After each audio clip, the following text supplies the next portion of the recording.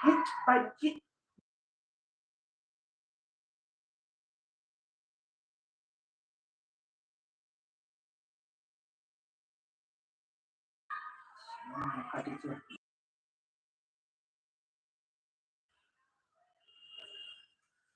everyone,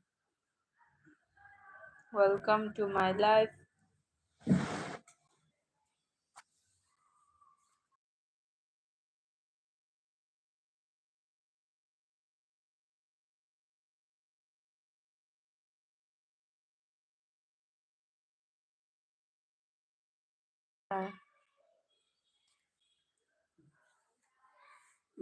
Hello,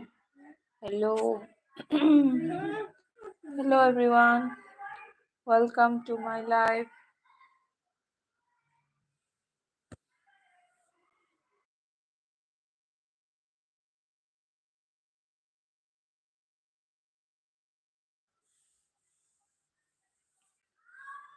Laang ba ni?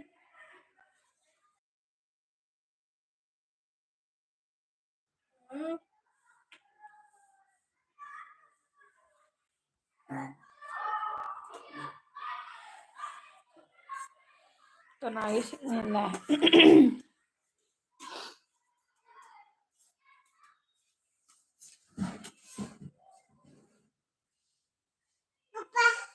Go.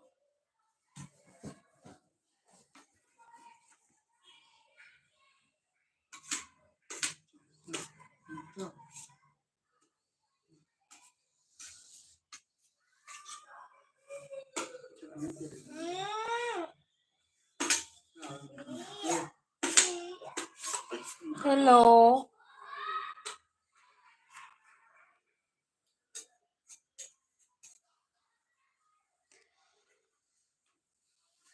Hello Hindi दोस्तों, comment कीजिए.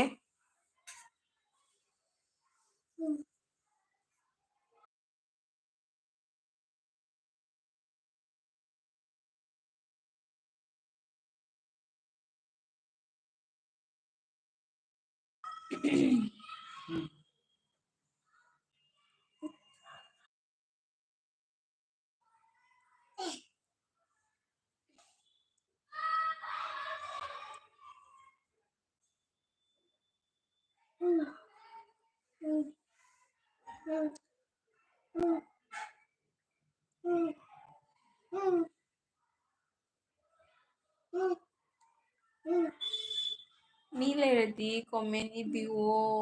comment 이ꯗ꯭ꯔꯗꯤ ꯂꯩꯌꯦꯅ ꯀꯃꯥꯏꯅ ꯈꯪꯗꯣꯔꯤ? comment 이비ꯔꯣ. ꯂꯥꯏꯛꯇ ꯂꯥꯛꯄꯤꯔꯗꯤ.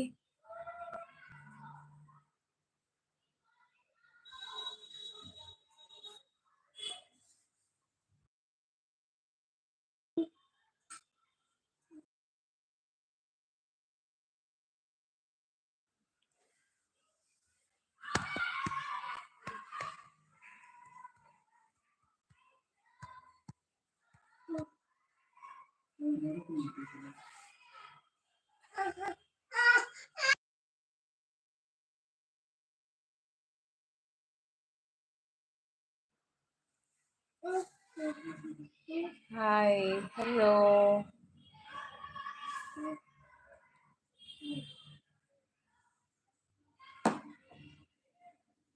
सुवेदी जी, वेलकम. सुवेदी जी, नमस्ते सिस्टर. नमस्ते नमस्ते. सुवेदी जी, आप कैसी हो?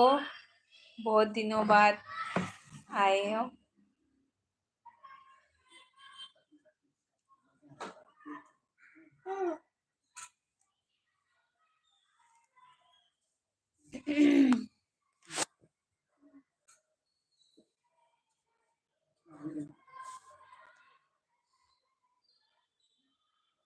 सुवेदी जी चले गए.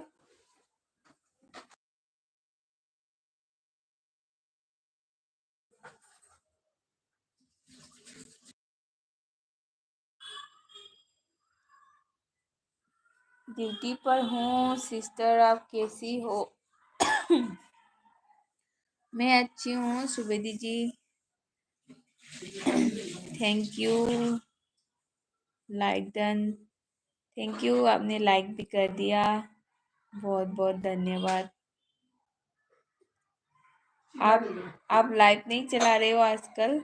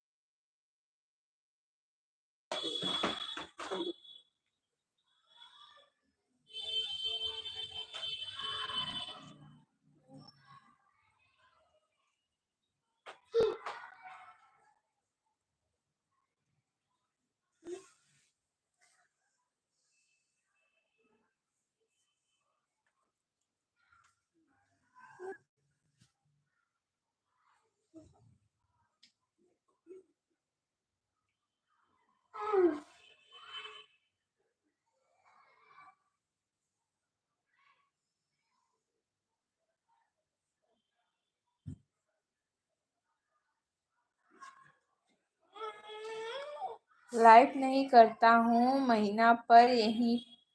बार आता हूँ लाइव पर। अच्छा, महीना पर एक ही बार आता हूँ। अच्छा अच्छा।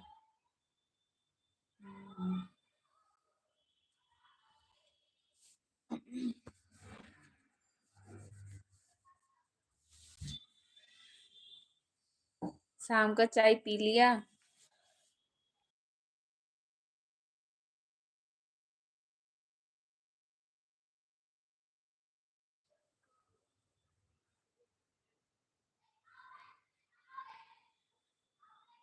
जी। अच्छा।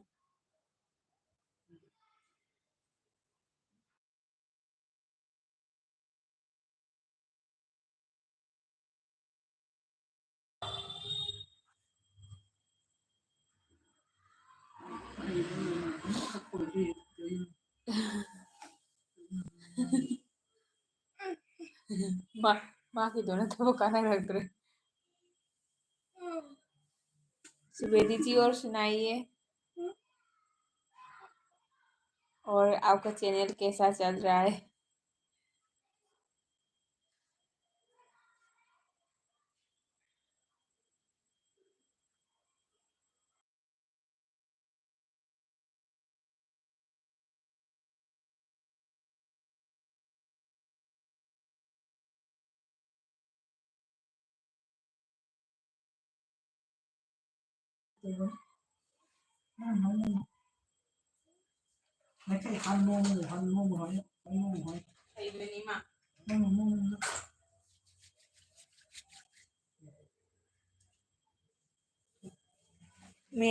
मेरी एक मोबाइल खराब हो गया, इसीलिए दोस्त का लाइव पर नहीं आ पा रहा हूँ। एक मोबाइल है, ऑफिशियल वीडियो देखता हूँ सिस्टर। ओके। मेरा भी मोबाइल खराब हो गया था, ठीक करके लाई हूँ। डिस्प्ले वगैरह सब खराब हो गया था।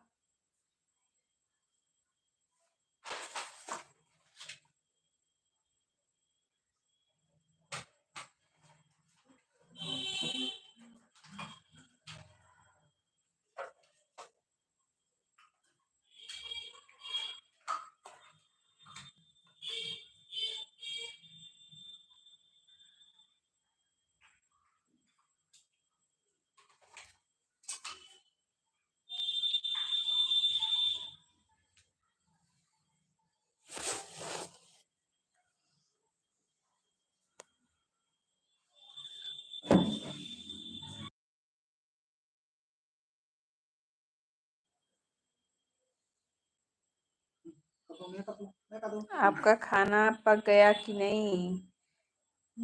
जी नहीं, अभी तक नहीं बनाया है खाना, थोड़ा लेट से बनाऊंगा।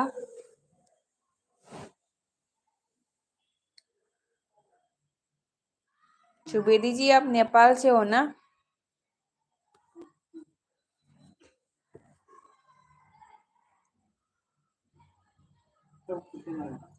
ओवरऑल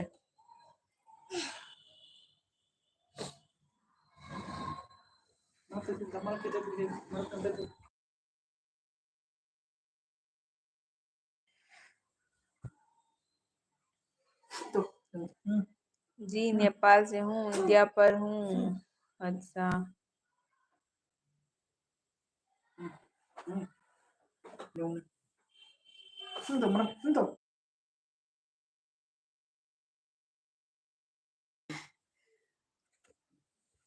एक्सपर्ट बोले।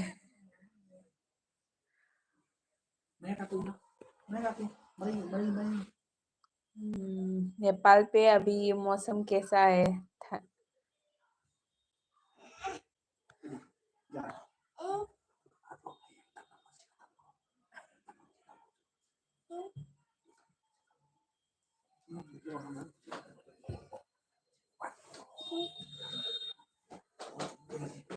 दिया दिया लाक्ꯄꯤरे second like then Susmita thank you Diya चाक इसिंग थोंगाबो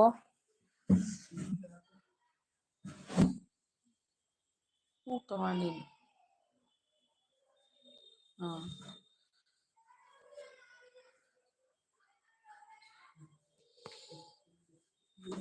केन सुवेदी मैं साउथ इंडिया पर हूँ, गर्मी बहुत है। अच्छा, अभी से गर्मी शुरू हो गया? ओ, मैं तो अभी दिल्ली पे हूँ। अभी इधर भी थोड़ा थोड़ा गर्मी शुरू होना चालू हो गया है। मार्कर तो का हो रही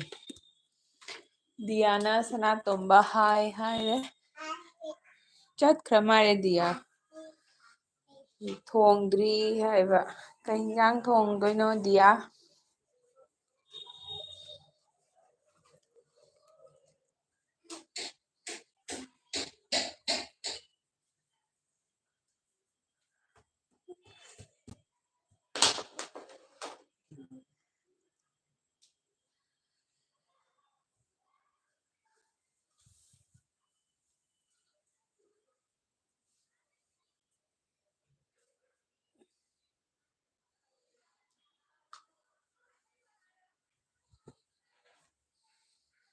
दिया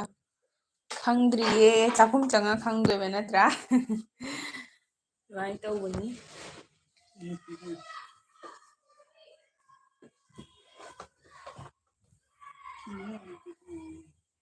सी ले सी सुवेदी जी ओके सिस्टर आपकी कल की वीडियो चलाता हूँ थैंक यू सुवेदी जी मैं भी आपको सपोर्ट करती हूँ थैंक यू आप चला के देखिएगा वो वाला वीडियो हमारा मणिपुरी का ट्रेडिशनल कल्चरल फेस्टिवल है एक वो पूजा है एक तरह का पूजा है शिव जी का भी देखिएगा दियाना सुस्मिता दी करी थोंदोइनो दिया आई ngasiसे जेरुम थोंसिरा हाइना खल्लिनी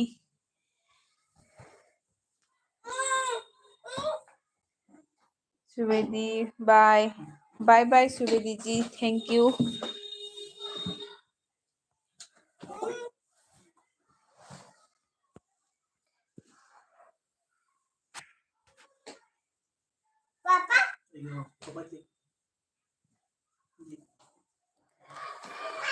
हावबनी जेरुम जेरुम हावी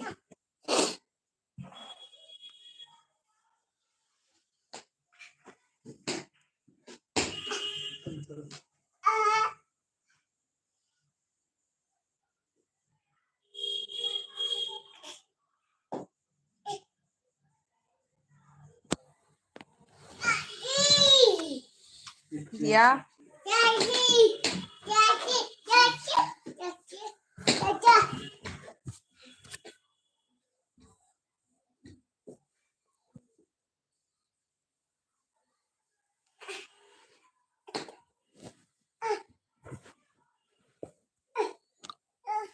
हाँ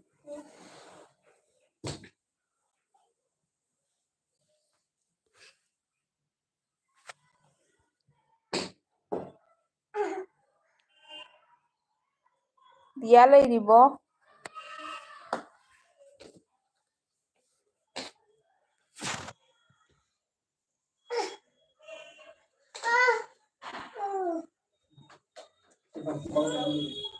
ꯌꯥꯝ ꯁꯤꯝꯄꯜꯗ ꯂꯩꯕ ꯂꯨꯛꯅꯤ꯫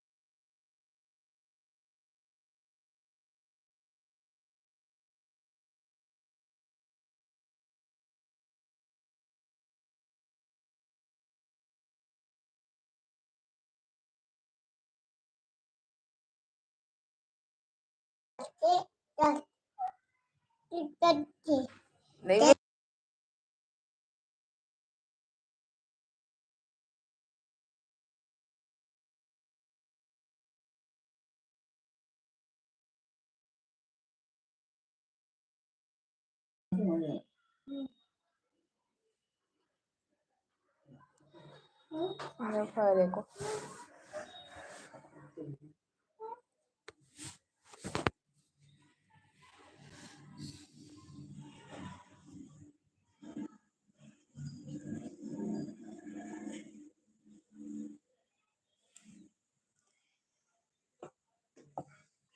ꯗꯤꯌꯥ ꯆꯠꯈ꯭ꯔꯕꯣ? ꯗꯤꯌꯥ ꯂꯩꯔꯤꯕꯣ? ꯂꯩꯔꯗꯤ ꯀꯣꯃꯦꯟ ꯇꯧꯕꯤꯔꯣ꯫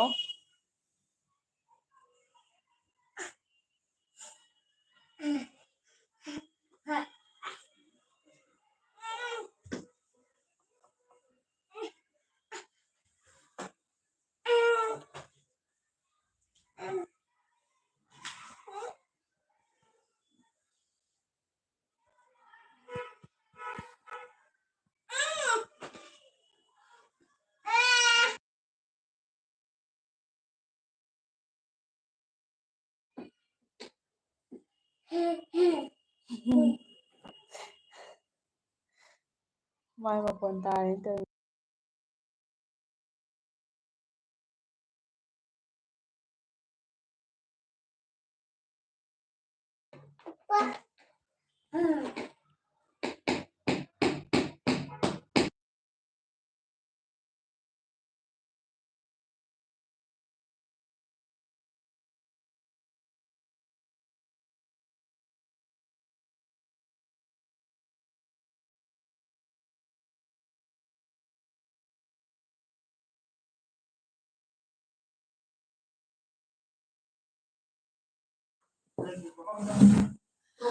RJ लाए, सिस्टर ऐसु लाए।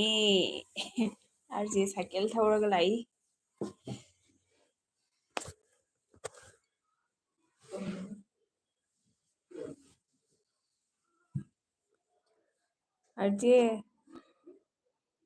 RJ लाकुबगी थैंक यू। हलाबो ड्यूटी दगी।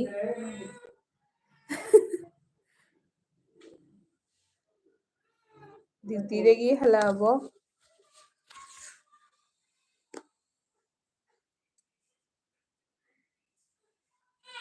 RJ ना कना कना लेगे सिस्टर सिगा हाइरो दिया लामी अरेदी सुबेदी लामी अतेदी लाक्ट्री कनाम्बो।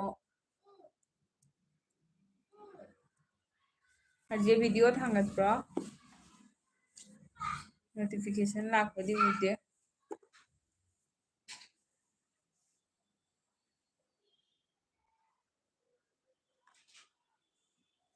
RJ ने सुस्मिता हाइट किदो हाइबिगे हाइरो RJ कमाइन तौदोइनो। अंजलि लाको उरदी हाइरो अंजलि की कमेंट उरदी हाइरो आई उदे अंजलि दोइना लाउदे हाइबनी पुंग मरीदा। अगी मखोंजे क्लियर होना ताब्रा अमता हाइबिरो।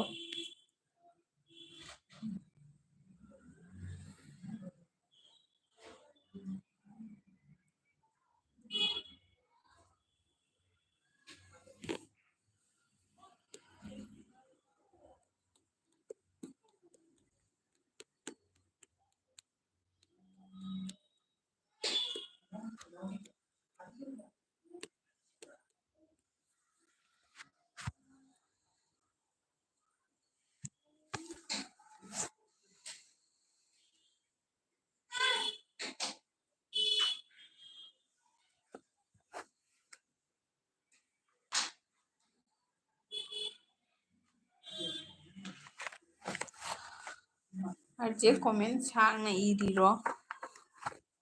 ꯃꯤ ꯂꯩꯔꯁꯨ ꯀꯣꯃꯦꯟ ꯇꯧꯕꯤꯔꯛꯀꯦ, ꯀꯣꯃꯦꯟ ꯇꯧꯕꯤꯔꯛꯎ ꯄ꯭ꯂꯤꯖ, ꯂꯩꯔꯗꯤ ꯀꯣꯃꯦꯟ ꯇꯧꯕꯤꯔꯛꯎ꯫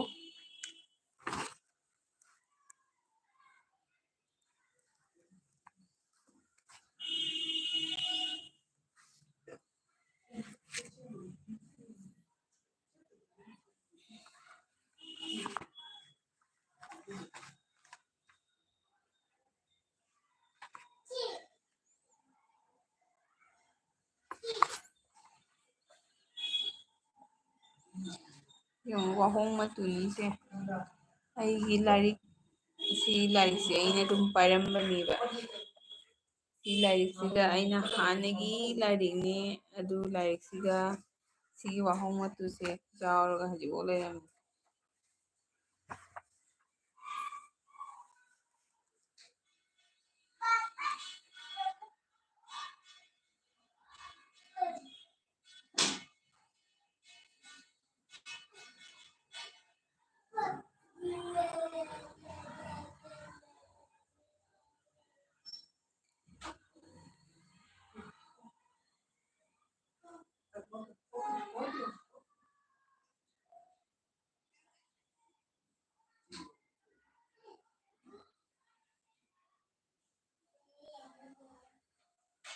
ꯍꯧꯖꯤꯛꯅ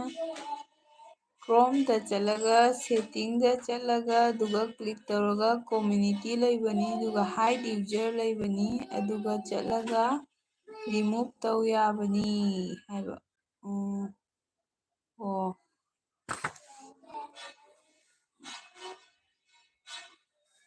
ꯁꯦ ꯀꯩꯅꯣꯁꯦ ꯂꯥꯏꯚꯁꯦ ꯏꯁꯀ꯭ꯔꯤꯟ ꯁꯣꯠ ꯅꯝꯕ ꯌꯥꯗ ꯃꯥꯜꯂꯦꯀꯣ꯫ ꯌꯥꯔꯦ ꯌꯥꯔꯦ, ꯍꯣꯏ ꯍꯣꯏ ꯑꯩ ꯍꯣꯔꯦꯟ ꯇ꯭ꯔꯥꯏ ꯇꯧꯒꯦ ꯆꯦꯟꯅꯦꯜꯗ, ꯇ꯭ꯔꯥꯏ ꯇꯧꯒꯦ ꯍꯣꯔꯦꯟ꯫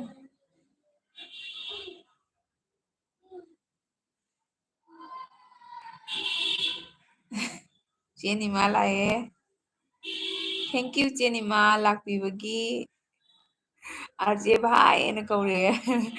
ꯑꯥꯔꯖꯦ ꯉꯁꯥꯏ ꯑꯩꯅ ꯒꯨꯔꯗꯤꯞꯀꯤ ꯂꯥꯏꯐꯇ ꯆꯠꯂꯒ ꯑꯟꯖꯂꯤ ꯍꯥꯏꯅ ꯀꯧꯕ ꯑꯗꯨꯃꯥꯏꯅ ꯃꯥꯁꯨ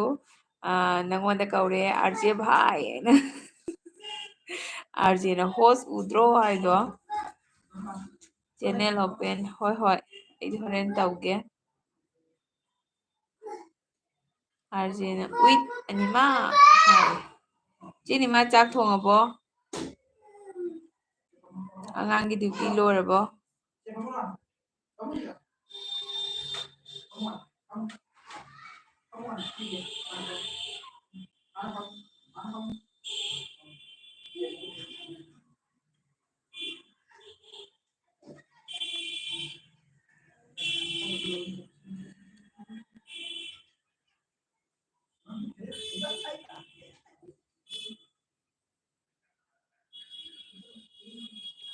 ꯆꯦꯅꯤꯃꯥꯅ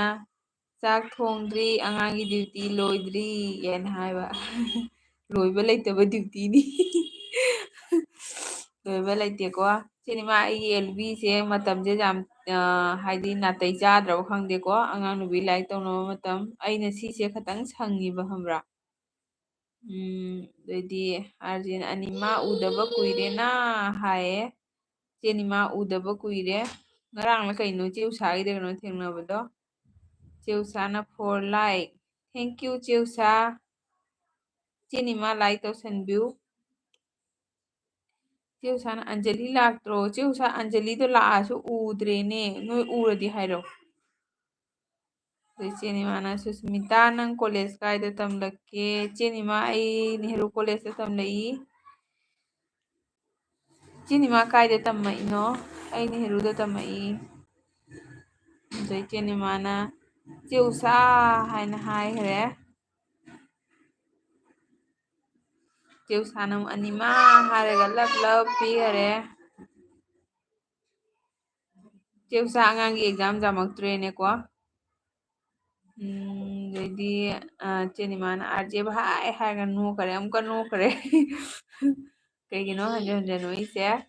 ꯑꯗꯩꯗꯤ ꯀꯩꯅꯣ ꯇꯧꯏ,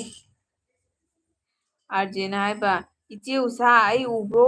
ꯍꯥꯏꯅ ꯍꯥꯏꯈꯔꯦ꯫ ꯆꯦ ꯎꯁꯥ ꯑꯥꯔꯖꯦ ꯎꯗ꯭ꯔꯣ? ꯑꯥꯗ ꯊꯝꯃꯨꯆꯣ ꯑꯩꯈꯣꯏꯒꯤ ꯇ꯭ꯋꯏꯁꯟ ꯍꯜꯂꯛꯑꯦꯁꯦ ꯆꯠꯂꯣ ꯑꯥꯗ ꯂꯥꯏꯔꯤꯛꯇꯣ ꯊꯝꯃꯨꯔꯣ ꯑꯩ ꯁꯤꯗ ꯂꯩꯔꯝꯃꯦ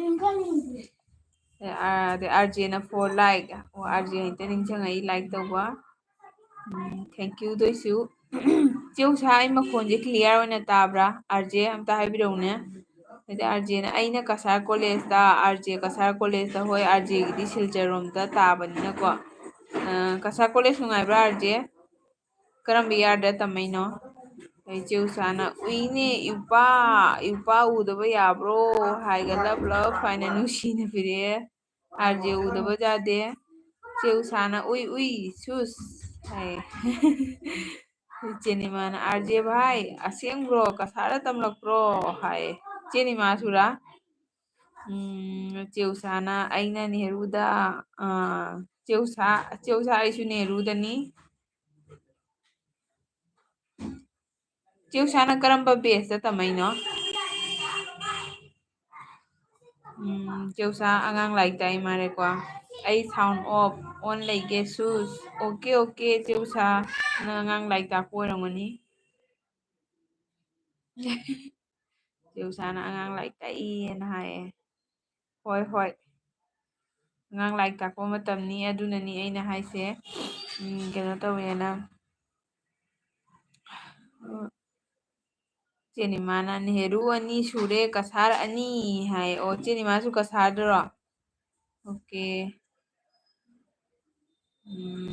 ꯑꯩꯁꯨ ꯅꯦꯍꯔꯨꯗ ꯇꯝꯃꯛꯏ ꯏꯆꯦꯅꯤꯃꯥꯗꯣ ꯅꯦꯍꯔꯨꯁꯦ ꯍꯥꯟꯅꯗꯤ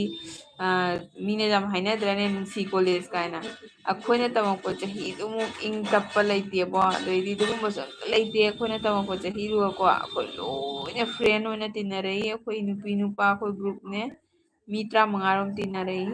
ꯂꯂꯥꯡ ꯖꯣꯏꯄꯨꯔ ꯇꯣꯂꯦꯡꯈꯨꯟ ꯁꯤꯡꯖꯦꯔꯕꯣꯟ ꯑꯗꯨꯃꯥꯏꯅ ꯇꯧꯔꯒ ꯌꯥꯝ ꯅꯨꯡꯉꯥꯏ ꯑꯩꯈꯣꯏ ꯕꯦꯁꯇꯣ ꯑꯗꯒꯤ ꯆꯦ ꯎꯁꯥꯅ ꯐꯨꯅꯁꯤ ꯍꯥꯏꯔꯣ ꯑꯅꯤꯃꯥ ꯑꯅꯤ ꯑꯅꯤ ꯁꯨꯕꯒꯤ ꯆꯦꯅꯤꯃꯥꯅ ꯆꯦ ꯎꯁꯥ ꯐꯨꯅꯁꯤꯔꯣ ꯍꯥꯏꯅ ꯍꯥꯏꯈꯔꯦ ꯀꯩꯅꯣꯅꯤ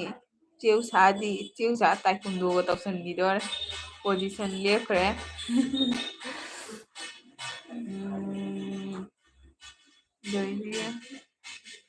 ꯁꯤꯗ꯭ꯔꯥ ꯌꯦꯡꯉꯨꯅꯦ ꯁꯤ ꯋꯥꯍꯣꯡ ꯃꯇꯨꯁꯤ ꯍꯥꯟꯅ ꯑꯩꯈꯣꯏ ꯂꯥꯏꯔꯤꯛꯇꯒ ꯍꯦꯛ ꯍꯥꯞꯅ ꯊꯝꯕꯗꯣ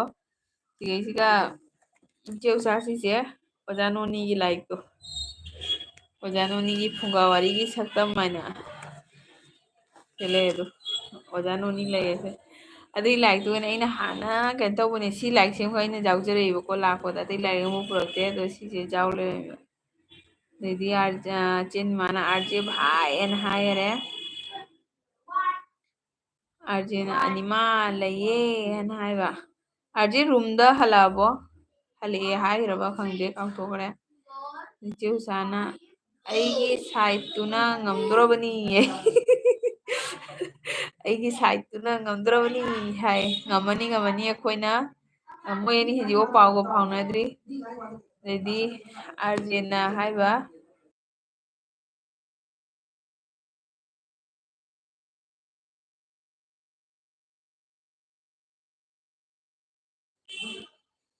ꯑꯗꯩꯗꯤ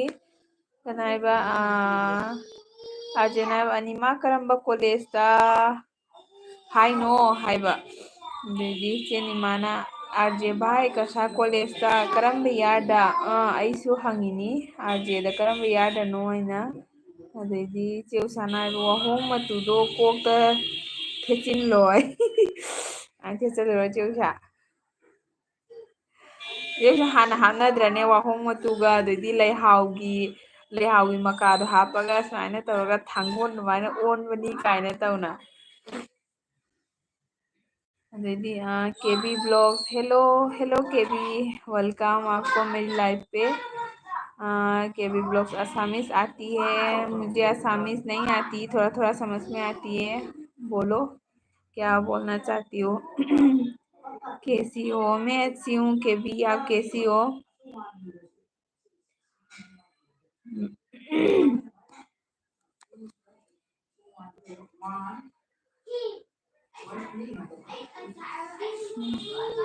ꯆꯦꯎꯁꯥꯅ आरजे कायदनो हलꯛलबो थबक्तगी हाय दोइदी केबी ब्लॉग ना और बताओ खा लिया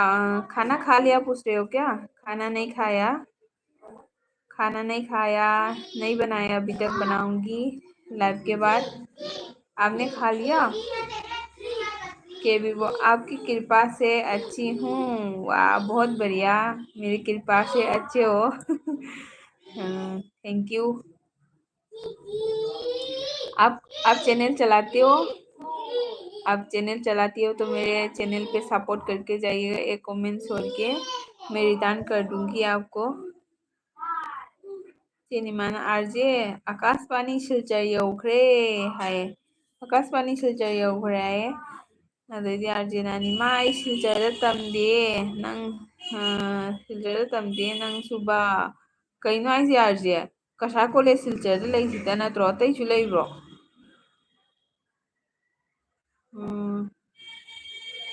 आरजेने इचे उषा रूम लइए हाइबा केबी ब्लॉग ना हाजी मैं मोटो ब्लॉगर हूँ। ओके केबी, तो फिर आप मुझे ज्वाइन करके जाइएगा, मैं आपको आफ्टर 24 आवर रिटर्न करूँगी, वीडियो में भी सपोर्ट करेंगे। थैंक यू आने के लिए, लाइक भी कर दीजिए। चेनिमाना ओ अꯩꯗꯤ ꯑꯁꯦꯡꯕ तम्मे खल्लिमी हाय।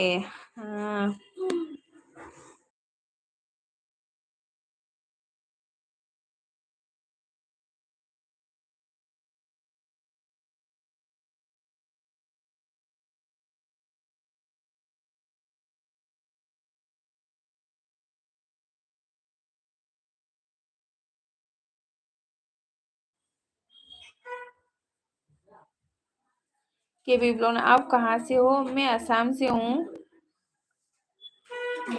आप कहाँ से हो? थैंक्स आप लाइव आने के लिए,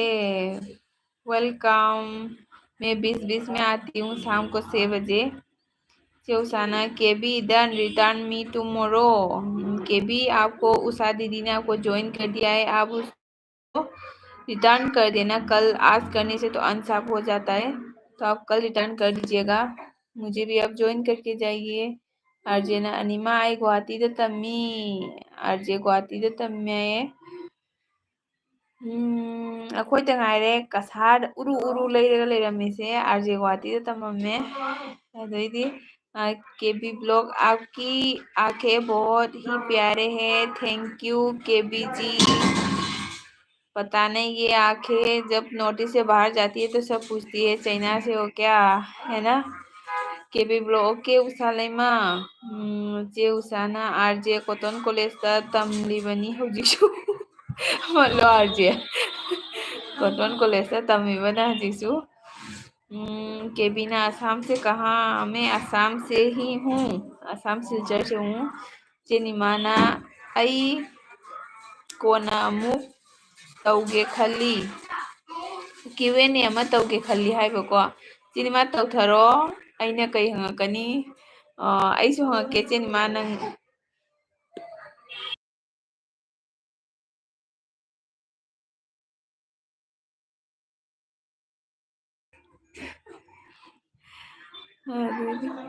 चेनिमाना अइदी कसार उरु उरु लेरगा वांथाना सिरमदोरे। चेनिमा कईगिनो चेनिमा पामुइको कॉलेज की लाइफ का दो अइदी जाम नुंगाई खंगदे पामुई लोइसले जाम जांगना अखोई केनो तवी हजिसे सुमाने तवनी खंगमदिको कुइने लेसा लेरमगनिबो। चेउसाना अनिमा आइना हायरगा केनोम पीरे कइनोसे अनिमा हायरगा क्वेश्चन मार्क कइनोम पीरे। अदैदी केबीना आपकी हंसी हाय कितना प्यारे है। थैंक यू केबी। खुश रहिएगा, आप ही हंसते रहिएगा, सबको हंसाते रहो, दुश्मन जाए बाहर में। चेनिमाना मयाम हंगलऊ मयाम हंगलऊ आए चे पापा पिउरो पिउरो पापा पिउरो चेलु। अदैदी चेनिमा आई हंगलागे हंजी हंगागे चेनिमा कई कई हंगे चेनिमा वाइटी पाइबा क्या कुइरे चेनिमाना ꯀꯔꯤ ꯈꯜꯂꯛꯄꯗꯒꯤꯅꯣ ꯋꯥꯏꯇꯤ ꯄꯥꯏꯔꯛꯏꯁꯦ ꯑꯗꯨꯒꯤ ꯑꯟꯁꯥꯔ ꯄꯤꯔꯛꯎ केबी ने डिस्ट्रिक्ट क्या है हम हूँ सिलचर से हूँ केबी आप कहाँ से हो अदुदी चेउसाना इकाइरिरो निमा हाइरे इकाइरिरा हाये मचा थोइबी लाए वेलकम मचा थोइबी मचा थोइबी ने ngасai ngonda join तौरेको आई हलके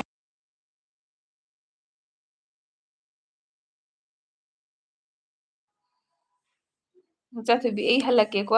24 hours की मतुंग दई हलके ꯑꯗꯩꯗꯤ ꯀꯩꯗꯧꯔꯦ ꯆꯦꯅꯤꯃꯥꯅ ꯍꯥꯏꯕ ꯀꯣꯂꯦꯖ ꯂꯥꯏꯐ ꯌꯥꯝ ꯅꯨꯡꯁꯤ ꯑꯁꯦꯡꯕ ꯈꯨꯅꯨꯡꯁꯤꯃ ꯆꯦꯅꯤꯃꯥ ꯑꯩꯈꯣꯏꯒꯤꯗꯤ ꯑꯩꯈꯣꯏ ꯖꯥꯝꯃꯤ ꯑꯩꯈꯣꯏꯅ ꯇꯤꯟꯅꯔꯛꯄ ꯃꯇꯝꯗꯀꯣ ꯁꯥꯊꯤꯅ ꯖꯥꯝꯃꯤ ꯑꯩꯈꯣꯏ ꯂꯂꯥꯡꯗ ꯏꯃꯥꯟꯅꯕꯒ ꯂꯩꯔꯝꯃꯦꯕ ꯑꯗꯣ ꯑꯩꯈꯣꯏ ꯅꯨꯄꯤ ꯅꯨꯄꯥ ꯑꯝꯇ ꯑꯗꯨꯃꯥꯏꯅ ꯀꯩꯅꯣ ꯇꯧꯅꯗꯦ ꯅꯨꯄꯥ ꯑꯣꯏꯔꯁꯨꯅꯦ ꯑꯩꯈꯣꯏꯗꯒ ꯂꯥꯛꯑꯒ ꯃꯣꯏꯒ ꯂꯥꯛꯑꯝꯗꯕꯁꯦ ꯐꯣꯟ ꯇꯧꯔꯒꯅꯦ ꯍꯥꯏꯗꯤ ꯃꯤ ꯀꯅꯥꯝ ꯂꯩꯇꯦ ꯂꯥꯛꯎꯕꯒ ꯍꯥꯏꯔꯒ ꯃꯣꯏꯁꯨ ꯑꯗꯨꯝ ꯂꯥꯛꯑꯦ ꯈꯪꯕ꯭ꯔꯥ ꯑꯗꯩꯗꯤ ꯌꯥꯝ ꯅꯨꯡꯁꯤꯅ ꯇꯤꯟꯅꯔꯛꯏꯀꯣ ꯑꯗꯩꯗꯤ ꯃꯆꯥꯊꯣꯏꯕꯤꯅ ꯍꯥꯏꯕ ꯃꯌꯥꯝ ꯑꯩꯒꯤꯗ ꯁꯥꯞ ꯇꯧꯕꯤꯔꯝꯃꯣ ꯃꯆꯥꯊꯣꯏꯕꯤꯒꯤꯁꯨ ꯆꯦꯅꯦꯜ ꯂꯩ ꯃꯌꯥꯝ ꯑꯗꯣ ꯃꯆꯥꯊꯣꯏꯕꯤ ꯀꯩꯅꯣ ꯇꯧꯔꯣ ꯅꯉꯣꯟꯗ ꯕ꯭ꯂꯨ ꯄꯤꯔꯛꯎ ꯍꯥꯏꯔꯒ ꯄꯤꯔꯛꯀꯦ ꯆꯦꯅꯦꯜ ꯑꯆꯧꯕ ꯉꯥꯛꯇꯅꯤ ꯁꯤꯒꯩꯁꯤꯒ ꯂꯩꯁꯦ ꯕ꯭ꯂꯨ ꯄꯤꯔꯛꯎ ꯍꯥꯏꯔꯗꯤ ꯍꯥꯏꯔꯣ ꯅꯪꯅ ꯆꯪꯉꯒ ꯑꯗꯨꯝ ꯇꯧꯁꯟꯕꯤꯔꯣꯀꯣ ꯆꯦꯅꯤꯃꯥꯅ ꯆꯦ ꯎꯁꯥ ꯀꯔꯤ ꯀꯣꯏꯁꯟ ꯍꯪꯂꯛꯀꯅꯤ ꯆꯦꯅꯤꯃꯥ ꯑꯩꯒꯤ ꯀꯣꯏꯁꯟꯗꯣ ꯅꯪ ꯅꯣꯠ ꯇꯧꯔꯣ ꯑꯩ ꯀꯥꯎꯊꯣꯛꯈ꯭ꯔꯅꯤ ꯀꯔꯤ ꯀꯣꯏꯁꯟ ꯍꯪꯂꯛꯀꯅꯤ ꯍꯥꯏꯕꯀꯣ ꯑꯗꯩꯗꯤ ꯀꯦꯕꯤꯅ ꯍꯥꯏꯕ कसम से दिल में हाल साल मच गए केबी असम जोरहाट से चेउसाना ꯆꯦꯎꯁꯥꯅ ꯆꯦꯎꯁꯥꯅ ꯑꯣꯀꯦ ꯑꯣꯀꯦꯅ ꯍꯥꯏꯔꯒ ꯍꯥꯏꯔꯦ ꯆꯦꯎꯁꯥ ꯑꯁꯤꯒꯤ ꯀꯩꯅꯣ ꯑꯁꯤꯁꯦ ꯄꯣꯁ ꯇꯧꯕꯩ ꯅꯠꯇ꯭ꯔꯣ ꯑꯁꯤꯒꯤ ꯐꯤꯡꯒꯔꯁꯦ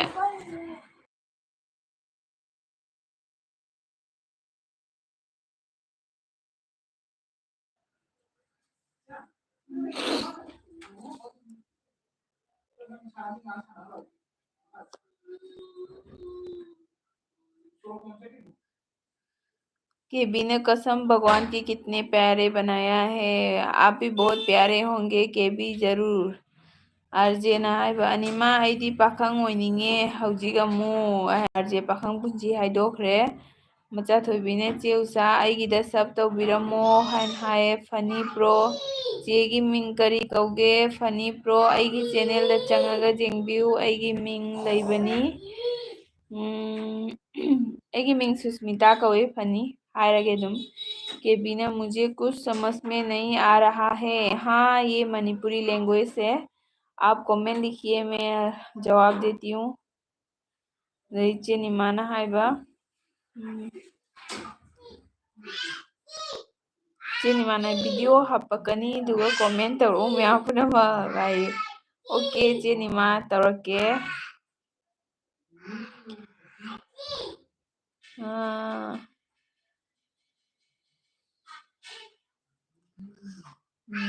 ꯑꯩ ꯁꯤꯒꯩꯁꯤꯒꯅꯦ ꯗꯤꯜꯂꯤꯗ ꯂꯥꯛꯑꯒ ꯅꯍꯥꯟꯃꯨꯛ ꯅꯦꯄꯥꯜꯗ ꯃꯤ ꯃꯌꯥꯝ ꯁꯤꯕꯗꯣ ꯑꯗꯨꯒꯩꯗꯣ ꯖꯨꯋꯥ ꯍꯥꯕ ꯊꯦꯡꯅꯈ꯭ꯔꯦ ꯑꯗꯨꯅ ꯑꯩꯁꯦ ꯖꯨꯋꯥ ꯍꯥꯔꯕꯇ ꯍꯟꯖꯟ ꯍꯟꯖꯟ ꯈꯟ ꯂꯩꯌꯦꯕꯀꯣ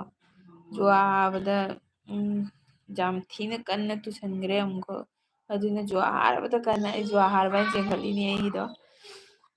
ꯑꯥꯔꯖꯦꯟ ꯑꯅꯤꯃꯥ ꯀꯝꯃꯨꯅꯤꯇꯤ ꯄꯣꯁ ꯇꯧ ꯍꯥꯏꯕ ꯆꯦꯎꯁꯥꯅ ꯆꯦꯎꯁꯥ ꯀꯔꯤꯅꯣ ꯅꯪꯅ ꯊꯥꯔꯛꯏꯁꯦ ꯆꯦꯎꯁꯥꯅ ꯑꯣꯀꯦ ꯃꯆꯥꯊꯣꯏꯕꯤ ꯅꯪꯁꯨ ꯐꯨꯜ ꯋꯥꯁ ꯇꯧꯔꯛꯑꯣꯀꯣ ꯍꯥꯏꯕ ꯑꯗꯩꯗꯤ ꯍꯣꯏ ꯐꯨꯜ ꯋꯥꯁ ꯇꯧꯅꯁꯤ ꯚꯤꯗꯤꯑꯣꯗꯁꯨ ꯁꯞꯄꯣꯔꯠ ꯇꯧꯅꯁꯤꯀꯣ ꯆꯤꯅꯤꯃꯥ ꯍꯧꯖꯤꯛ ꯆꯦꯎꯁꯥ ꯍꯧꯖꯤꯛꯀꯤꯗꯣ ꯖꯣꯏꯟ ꯇꯧꯗ꯭ꯔꯣ ꯅꯤꯄꯥ ꯑꯃꯒ ꯂꯥꯛꯑꯝꯕꯗꯣ ꯆꯦꯅꯦꯜ ꯄꯥꯏꯔ ꯄꯥꯏꯗꯤꯔ ꯌꯦꯡꯁꯜꯂꯨꯅꯦ ꯑꯗꯩꯗꯤ ꯆꯦꯅꯤꯃꯥꯅ ꯑꯥꯔꯖꯦ ꯚꯥꯏ ꯆꯞ ꯃꯥꯟꯅꯩ ꯑꯩꯈꯣꯏꯁꯨ ꯂꯩꯁꯥꯔꯤꯉꯩ ꯄꯨꯟꯁꯤꯗꯣ ꯄꯥꯝꯃꯨꯔꯛꯏ ꯍꯥꯏꯔ ꯀꯥꯟꯅꯗꯦ ꯑꯗꯩꯗꯤ ꯆꯦꯅꯤꯃꯥꯅ ꯍꯣꯏ ꯑꯥꯔꯖꯦ ꯚꯥꯏ ꯍꯥꯏꯅ ꯍꯥꯏꯕ ꯑꯗꯩꯗꯤ ꯃꯆꯥꯊꯣꯏꯕꯤꯅ ꯍꯣꯏ ꯇꯧꯔꯛꯀꯦ ꯆꯦ ꯍꯥꯏꯅ ꯍꯥꯏꯕ ꯑꯣ ꯃꯆꯥꯊꯣꯏꯕꯤ ꯆꯦꯎꯁꯥꯅ ꯇꯧꯔꯛꯑꯕꯣ ꯆꯦꯎꯁꯥꯅ ꯇꯧꯕꯤꯔꯛꯑꯗꯤ ꯐꯔꯦ ꯆꯦꯅꯦꯜ ꯆꯥꯎꯔꯕꯅꯦꯕꯀꯣ ꯑꯥꯔꯖꯦꯅ ꯑꯅꯤꯃꯥ ꯍꯥꯏꯅ ꯍꯥꯏꯔꯒ ꯀꯥꯟꯗꯤꯒꯔꯦ ꯀꯩꯒꯤ ꯀꯥꯟꯗꯤꯔꯤꯅꯣ ꯑꯗꯨꯒꯩꯗꯤ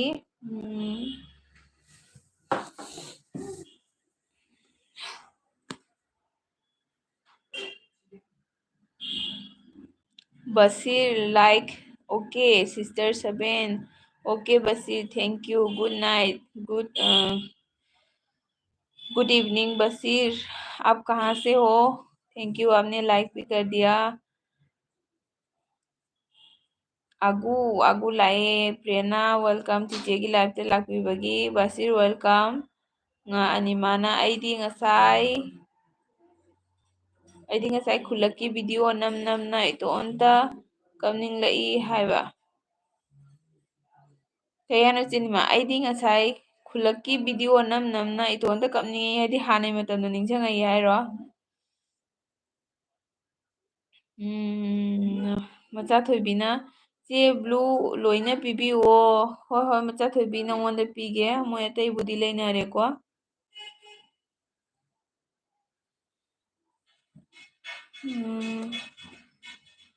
Bashir Tamil Nadu sister Madurai, thank you Bashir, आपको मेरी लाइफ पे आने के लिए। तमिलनाडु पे मेरा एक दोस्त है, बहुत गहरा दोस्त है।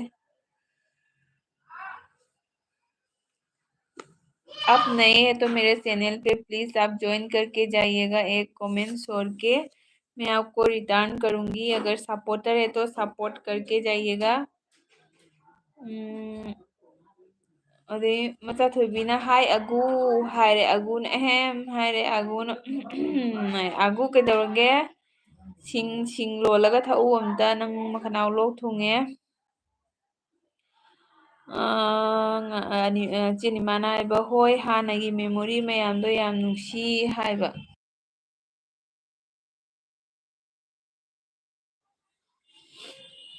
ꯍꯣꯏ ꯆꯦꯅꯤꯃꯥ ꯍꯥꯟꯅꯩ ꯃꯦꯃꯣꯔꯤꯗꯣꯀꯣ ꯆꯦꯅꯤꯃꯥ ꯑꯩꯗꯤ ꯁꯥꯏꯀꯜꯒ ꯊꯧꯔꯒ ꯀꯣꯂꯦꯖꯇ ꯂꯩꯅꯦ ꯁꯥꯏꯀꯜꯒ ꯊꯧꯔꯒ ꯀꯣꯂꯦꯖꯇ ꯂꯩ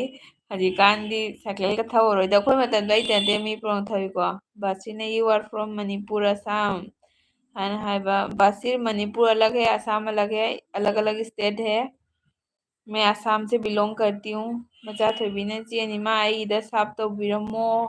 हाय चेनिमा ओके मचा थोबी हारे चेनिमा ना blue पिरऊ shoes okay cinema पिरके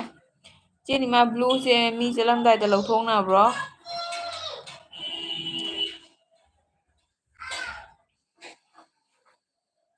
Arjun अनिमा आई फोटो लई फेसबुक ता थारके आए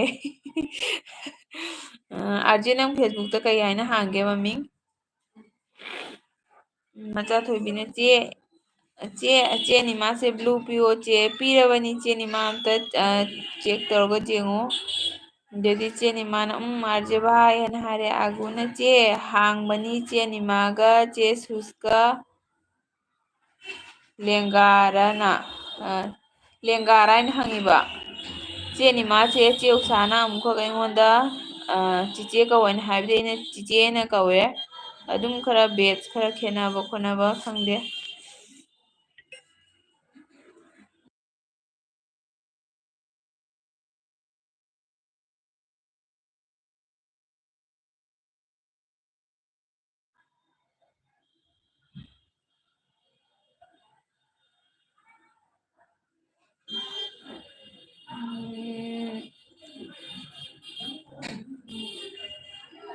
अर्नब शर्मा सुस्मिता थैंक यू अर्नब शर्मा ऐसे आई खंगद्रेको आरजे है कौरे खंग मारे आरजे ना राजीव सिंह है अर्नब आई खंगद्रे साउजादेको लाइक तौसनबियो अदोइदी कनो तौबिरमु जॉइन तौबिरमु आई हंजरके अनौबो ओइबनिना अर्नब अꯩꯒꯤ लाइफ ता लाक्पीबगी थैंक यू आरजे अर्नब से कना ओइदोइजानो केबीना ꯑꯩ ꯈꯦꯀꯤꯁꯦ ꯍꯥꯡꯗꯣꯛ ꯂꯩꯔꯝꯃꯤ ꯏꯪꯉꯦ ꯈꯦꯀꯤ ꯍꯥꯡ ꯂꯩꯔꯝꯃꯤ ꯏꯪꯉꯤꯅꯦ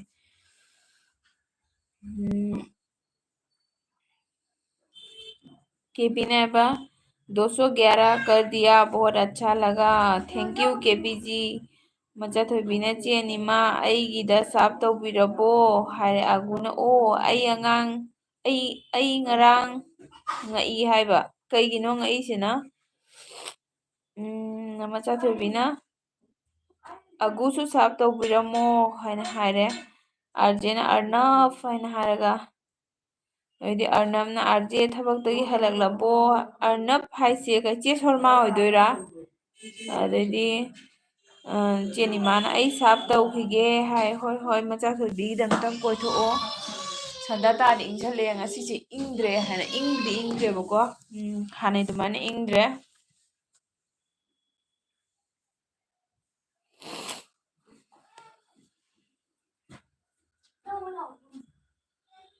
ꯃꯆꯥꯊꯣꯏꯕꯤꯅ ꯑꯔꯅꯕ ꯁꯥꯞ ꯇꯧꯕꯤꯔꯝꯃꯣꯅ ꯍꯥꯏꯌꯦꯀꯣ ꯑꯣ ꯑꯔꯅꯕꯇꯁꯨ ꯁꯥꯞ ꯇꯧꯕꯤꯔꯝꯃꯣ ꯍꯥꯏꯕ ꯑꯥꯔꯖꯦ ꯑꯔꯅꯕ ꯑꯩꯁꯨ ꯈꯪꯗꯦ ꯁꯤ ꯁꯥꯏ ꯑꯣꯀꯦ ꯑꯗꯣ ꯑꯩꯅ ꯍꯥꯏꯗ꯭ꯔꯥ ꯑꯔꯅꯕꯁꯦ ꯆꯦ ꯁꯣꯔꯃꯥ ꯑꯣꯏꯗꯣꯏꯅꯦꯅ ꯆꯦ ꯁꯣꯔꯃꯥꯅꯤ ꯁꯨꯁꯃꯤꯇꯥ ꯍꯥꯏꯅ ꯍꯥꯏꯔꯒ ꯃꯥ ꯃꯆꯥ ꯂꯧꯈꯔꯦ ꯆꯦ ꯁꯣꯔꯃꯥꯅꯦ ꯊꯦꯡꯀ꯭ꯌꯨ ꯆꯦ ꯁꯣꯔꯃꯥ ꯂꯥꯛꯄꯤꯕꯒꯤ ꯁꯟꯗꯥꯒꯤ ꯊꯕꯛ ꯂꯣꯏꯔꯕ ꯀꯔꯤ ꯏꯟꯖꯥꯡ थोंदोꯏꯅꯣ कहते केबी ने थन कैसा है थन अभी हल्का फुल्का ठीक हो गया है फिर थोड़ा थोड़ा है अभी आर्जेना थरानी हायना हायरे अदꯩꯗꯤ केबीना राधे राधे अर्नबना आर्जेन हायरगा नोखरे केस Nikesh NK Meitei sister thank you Nikesh Meitei ꯆꯤꯆꯦꯒꯤ ꯂꯥꯏꯐꯇ ꯂꯥꯛꯄꯤꯕꯒꯤ ꯂꯥꯏꯛꯁꯨ ꯇꯧꯕꯤꯌꯣ ꯑꯅꯧꯕ ꯑꯣꯏꯗꯤ ꯆꯦꯅꯦꯜꯁꯨ ꯁꯞꯄꯣꯔꯠ ꯇꯧꯕꯤꯌꯣ ꯁꯟꯗꯥꯒꯤ ꯆꯥ ꯊꯛꯄꯤꯔꯕꯣ ꯑꯩ ꯀꯣꯃꯦꯟ ꯄꯥꯕꯁꯦ ꯃꯊꯪ ꯃꯊꯪ ꯄꯥꯊꯔꯗꯤ ꯈꯅꯥꯎ ꯀꯪꯉꯤ ꯍꯦꯛꯇ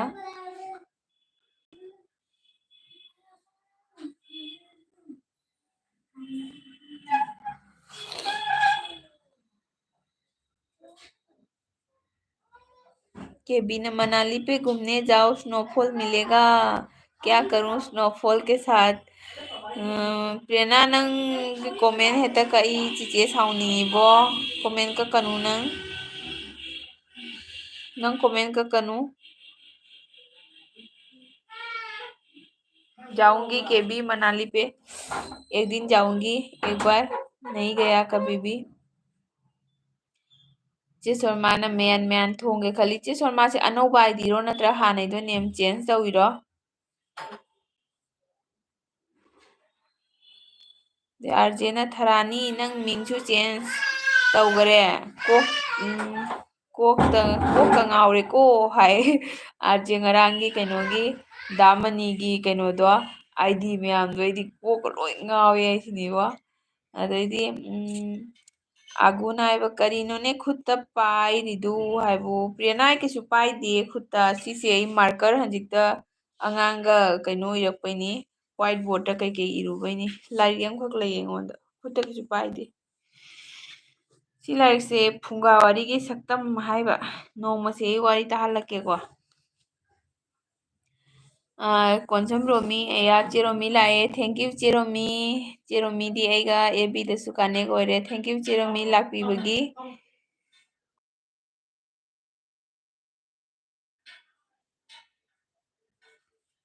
आई मोबाइल से मतोंदा ब्राइटनेस केन तौथरे हंदरे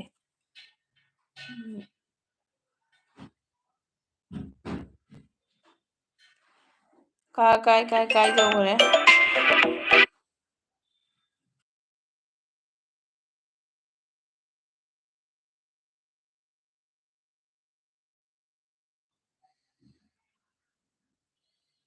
कमेंट काय जौग्रमा ज्ञान ताहुद्रेने और उसके ले रहे कि भी आपको स्नोफॉल अच्छी नहीं लगती हाँ लगती है पर कभी मैंने स्नोफॉल से नहीं खेला अभी तक मैंने रियलाइज नहीं किया निकेश ना your full support thank you Nikesh Nikesh Manipur होइदोइरा कसाडे होइदोइरा अदैदी चे अनिमाना मचाथोइबी सपोर्ट तौजरे मचाथोइबी चे अनिमाना ngangom anima blog na nangoda support तौराये नंगसु हयेंग हनबिरो हजिते हलुरनो अदैदी चेरोमीना लाइक दन थैंक यू चेरोमी लाइक तौबिबगी चेरोमी हंदक्ति लाइक थाबा उदे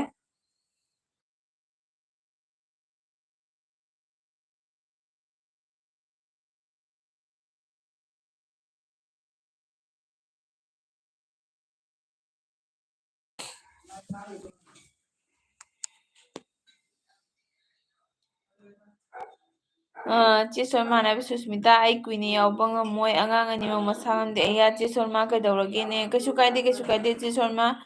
कइनो तो angangsingdo hana जेउंको सिनि लोरकपता ngairimi aigi फजना जेंगसलुको angangsingdo करी ओइना ngamdino चे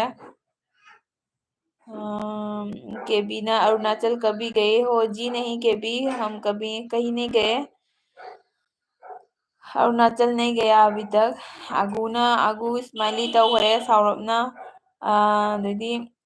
ꯆꯦ ꯁꯣꯜꯃꯥꯅ ꯍꯥꯟꯅꯒꯤꯗꯨꯅꯤ ꯑꯣꯀꯦ ꯃꯃꯤꯡ ꯆꯦꯟꯖ ꯇꯧꯏꯕꯀꯣ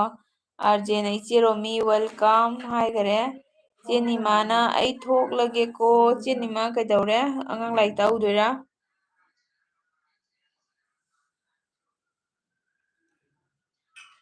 ꯑꯗꯨꯗꯤ ꯆꯦ ꯅꯤꯃꯥꯅ ꯕ꯭ꯂꯨ ꯂꯧꯔꯣ ꯑꯣꯀꯦ ꯆꯦ ꯅꯤꯃꯥ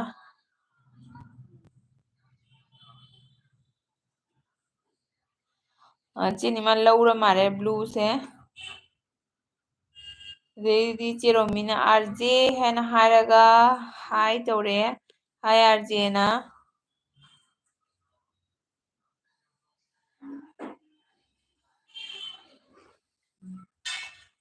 ꯑꯗꯨꯗꯤ ꯆꯦ ꯔꯣꯃꯤꯅ ꯑꯥꯔꯖꯦ ꯉꯁꯤ ꯊꯕꯛ ꯀꯥꯔꯨꯕ꯭ꯔꯣ ꯍꯥꯏꯔꯦ ꯑꯗꯨꯗꯤ ꯑꯥꯔꯖꯦꯅ ꯏꯆꯦ ꯔꯣꯃꯤ ꯅꯨꯡꯉꯥꯏꯔꯤꯕꯣ ꯑꯗꯩꯗꯤ ꯆꯦ ꯔꯣꯃꯤꯅ ꯅꯨꯡꯉꯥꯏꯔꯤ ꯑꯩ ꯊꯕꯛ ꯈꯔ ꯀꯟꯕ ꯍꯥꯏ ꯑꯣꯀꯦ ꯆꯦ ꯔꯣꯃꯤ ꯍꯣꯏ ꯊꯕꯛ ꯀꯜꯂꯗꯤ ꯊꯥꯕ ꯀꯩꯅꯣ ꯇꯧꯗꯦ ꯑꯗꯩꯗꯤ ꯑꯒꯨꯅ ꯕ꯭ꯂꯨ ꯖꯦꯀꯦꯠ ꯂꯤꯠꯄ ꯄꯥꯝꯗꯦ ꯀꯃꯥꯟꯗꯣꯒꯤ ꯀꯩꯕ ꯀꯃꯥꯟꯗꯣꯒꯤ ꯀꯦꯃꯣꯐ꯭ꯂꯦꯛ ꯖꯦꯀꯦꯠꯇꯣ ꯑꯣꯏꯅ ꯂꯤꯠꯆꯒꯦ ꯑꯣꯀꯦ ꯑꯥꯔꯖꯦꯅ ꯍꯥꯏꯕ ꯏꯆꯦ ꯔꯣꯃꯤ ꯊꯕꯛ ꯀꯥꯔꯨꯏ ꯍꯥꯏꯔꯦ समीक्षा बंसोदे 11 पढ़ाई करने समीक्षा क्या बोल रहे हो आप दीदी निकेशना हाइबा इचे अꯩꯒꯤ चैनल फुल सपोर्ट अमता तौबियु निकेश नंग चैनल हाइसे अꯩꯗꯤ अम्बो फंगनद्री नंग अतोपा ममिंगदा लेब्रा ꯑꯁꯤꯒꯤ ꯆꯦꯅꯦꯜꯁꯦ ꯑꯣꯏꯔꯁꯨ ꯑꯩ ꯇꯧꯔꯛꯀꯦ ꯆꯤꯆꯦ ꯇꯧꯔꯛꯀꯦ ꯅꯪ ꯀꯣꯃꯦꯟ ꯑꯃ ꯊꯅꯝꯃꯨ ꯐꯨꯜ ꯁꯞꯄꯣꯔꯠ ꯇꯧꯅꯗꯣꯏꯅꯤ ꯂꯣꯏꯅ ꯇꯧꯅꯁꯤ ꯑꯅꯧꯕ ꯉꯥꯛꯇꯅꯤ ꯑꯩꯈꯣꯏ ꯑꯥꯔꯖꯦꯅ ꯊꯔꯥꯅꯤ ꯑꯉꯥꯡ ꯌꯥꯝ ꯅꯨꯡꯁꯤꯌꯦ ꯍꯥꯏꯅ ꯍꯥꯏꯕ ꯑꯗꯩꯗꯤ ꯑꯥꯔꯖꯦꯅ ꯑꯅꯤꯃꯥ ꯀꯔꯤ ꯍꯤꯟꯖꯥꯡ ꯊꯣꯡꯗꯣꯏꯒꯦ ꯍꯥꯏꯌꯦ ꯗꯥꯒꯣꯄꯥꯜ ꯂꯥꯛꯑꯦ ꯗꯥꯒꯣꯄꯥꯜꯅ ꯒꯨꯗ ꯏꯚꯤꯅꯤꯡ ꯃꯌꯥꯝ ꯍꯥꯏꯌꯦ ꯒꯨꯗ ꯏꯚꯤꯅꯤꯡ ꯗꯥꯒꯣꯄꯥꯜ ꯀꯔꯤ ꯍꯤꯟꯖꯥꯡ ꯆꯥꯔꯛꯀꯦ ꯆꯥꯛ ꯂꯣꯏꯔꯝꯃꯅꯤ ꯆꯥꯛꯉꯟ ꯆꯥꯕ ꯏꯌꯥꯝꯕꯅꯤ ꯌꯥꯝ ꯆꯥꯛ ꯉꯟ ꯆꯥꯏ ꯗꯥꯒꯣꯄꯥꯜ ꯍꯣꯏꯒꯤ ꯑꯌꯨꯛꯁꯨ ꯅꯨꯡꯊꯤꯟꯁꯨ ꯑꯗꯩꯗꯤ ꯑꯔꯅꯕꯅ ꯑꯔꯨꯝ ꯍꯧꯔꯤꯅꯤ ꯑꯣꯀꯦ ꯆꯦꯅꯤꯃꯥ ꯃꯁꯥꯗꯣ ꯁꯥꯍꯟꯕ ꯌꯥꯗꯦꯀꯣ ꯁꯨꯇꯤꯒꯤ ꯑꯄꯥꯕ ꯐꯤ ꯑꯃ ꯂꯧꯔꯒ ꯃꯁꯥꯗꯣ ꯂꯣꯏꯅ ꯑꯩꯈꯣꯏꯒꯤ ꯑꯁꯤꯒꯤ ꯃꯈꯨꯠ ꯀꯥꯔꯛ ꯃꯅꯒꯟ ꯂꯣꯏꯅ ꯏꯪꯍꯜꯂꯨ ꯑꯩꯒꯤꯁꯨ ꯑꯇꯣꯝꯕꯁꯦ ꯑꯔꯨꯝ ꯍꯧꯔꯒ ꯈꯔ ꯁꯥꯊꯤ ꯑꯗꯩꯗꯤ ꯑꯥꯔꯖꯦꯅ ꯒꯣꯄꯥꯜ ꯕ꯭ꯔꯣ ꯍꯥꯏꯅ ꯍꯥꯏꯔꯒ ꯈꯨꯔꯨꯝꯖꯔꯤ ꯍꯥꯏꯔꯦ ꯏꯪꯓꯜꯂꯛꯑꯦꯀꯣ ꯍꯧꯖꯤꯛꯁꯦ ꯉꯁꯥꯏꯉꯩ ꯏꯪꯉꯝꯗꯦꯕ ꯉꯁꯥꯏꯉꯩ ꯏꯪꯗꯦꯅ ꯈꯜꯂꯒ ꯍꯧꯖꯤꯛ ꯏꯪꯓꯜꯂꯛꯑꯦ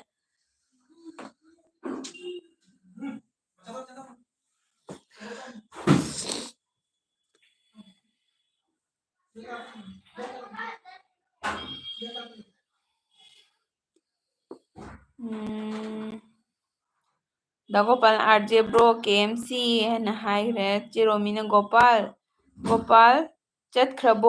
ꯆꯠꯈ꯭ꯔꯕꯣ ꯍꯥꯏꯌꯦ ꯗꯥꯒꯣꯄꯥꯜ ꯂꯩꯕꯤꯔꯤꯕꯣ ꯑꯒꯨꯅ ꯀꯦꯃꯣꯐ꯭ꯂꯦꯛ ꯖꯦꯀꯦꯠ ꯑꯣꯏꯅ ꯂꯤꯠꯀꯦ ꯍꯥꯏ ꯗꯥꯒꯣꯄꯥꯜꯅ ꯆꯥꯔꯦ ꯔꯣꯃꯤ ꯗꯥꯒꯣꯄꯥꯜ ꯆꯥꯛ ꯌꯥꯝ ꯉꯟꯕꯅꯤ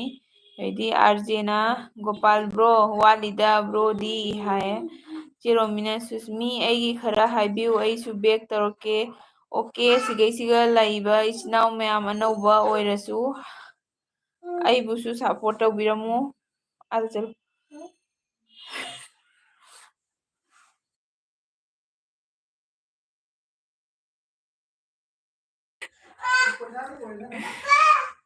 ꯏꯆꯤꯟ ꯏꯅꯥꯎ ꯃꯌꯥꯝ ꯑꯅꯧꯕ ꯌꯥꯎꯔꯗꯤ ꯅꯤꯀꯦꯁ ꯁꯤꯗꯩꯁꯦ ꯀꯣꯟꯁꯝ ꯔꯣꯃꯤ ꯍꯥꯏꯅ ꯌꯥꯎꯔꯤꯁꯦ ꯁꯤꯁꯦ ꯆꯤꯆꯦꯁꯦ ꯈꯔ ꯁꯞꯄꯣꯔꯠ ꯇꯧꯕꯤꯌꯨ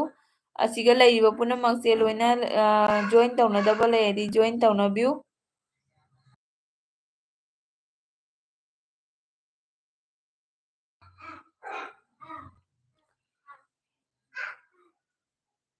ꯀꯩꯅꯣ ꯇꯧꯔꯒꯀꯣ ꯍꯥꯏꯗꯤ ꯚꯤꯗꯤꯑꯣꯗ ꯀꯣꯃꯦꯟ ꯑꯃꯃꯝ ꯊꯝꯕꯤꯔꯝꯃꯣ ꯑꯗꯨꯒ ꯑꯗꯨꯝ ꯍꯥꯏꯗꯤ ꯀꯣꯃꯦꯟꯗꯨꯒ ꯑꯗꯨꯝ ꯍꯟꯖꯔꯛꯑꯅꯤꯀꯣ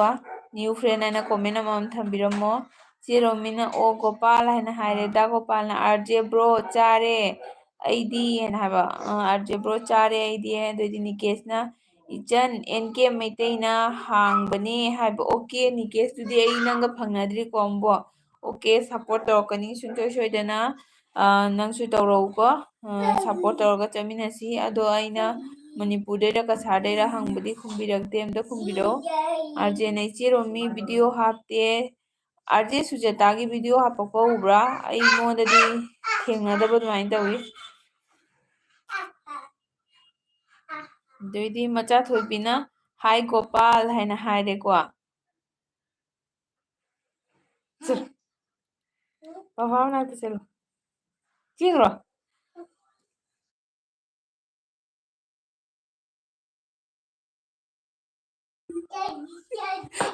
ꯑꯩꯅ ꯂꯥꯛꯑꯦ ꯍꯥꯏꯅ ꯍꯥꯏꯔꯒ ꯃꯥ ꯍꯦꯛꯇ ꯆꯦꯜꯂꯤꯕ꯫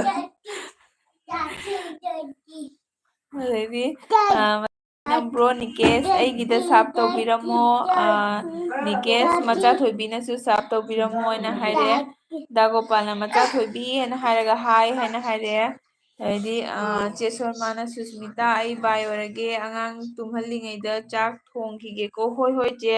ꯑꯉꯥꯡ ꯃꯁꯥ ꯉꯝꯗ꯭ꯔꯗꯤ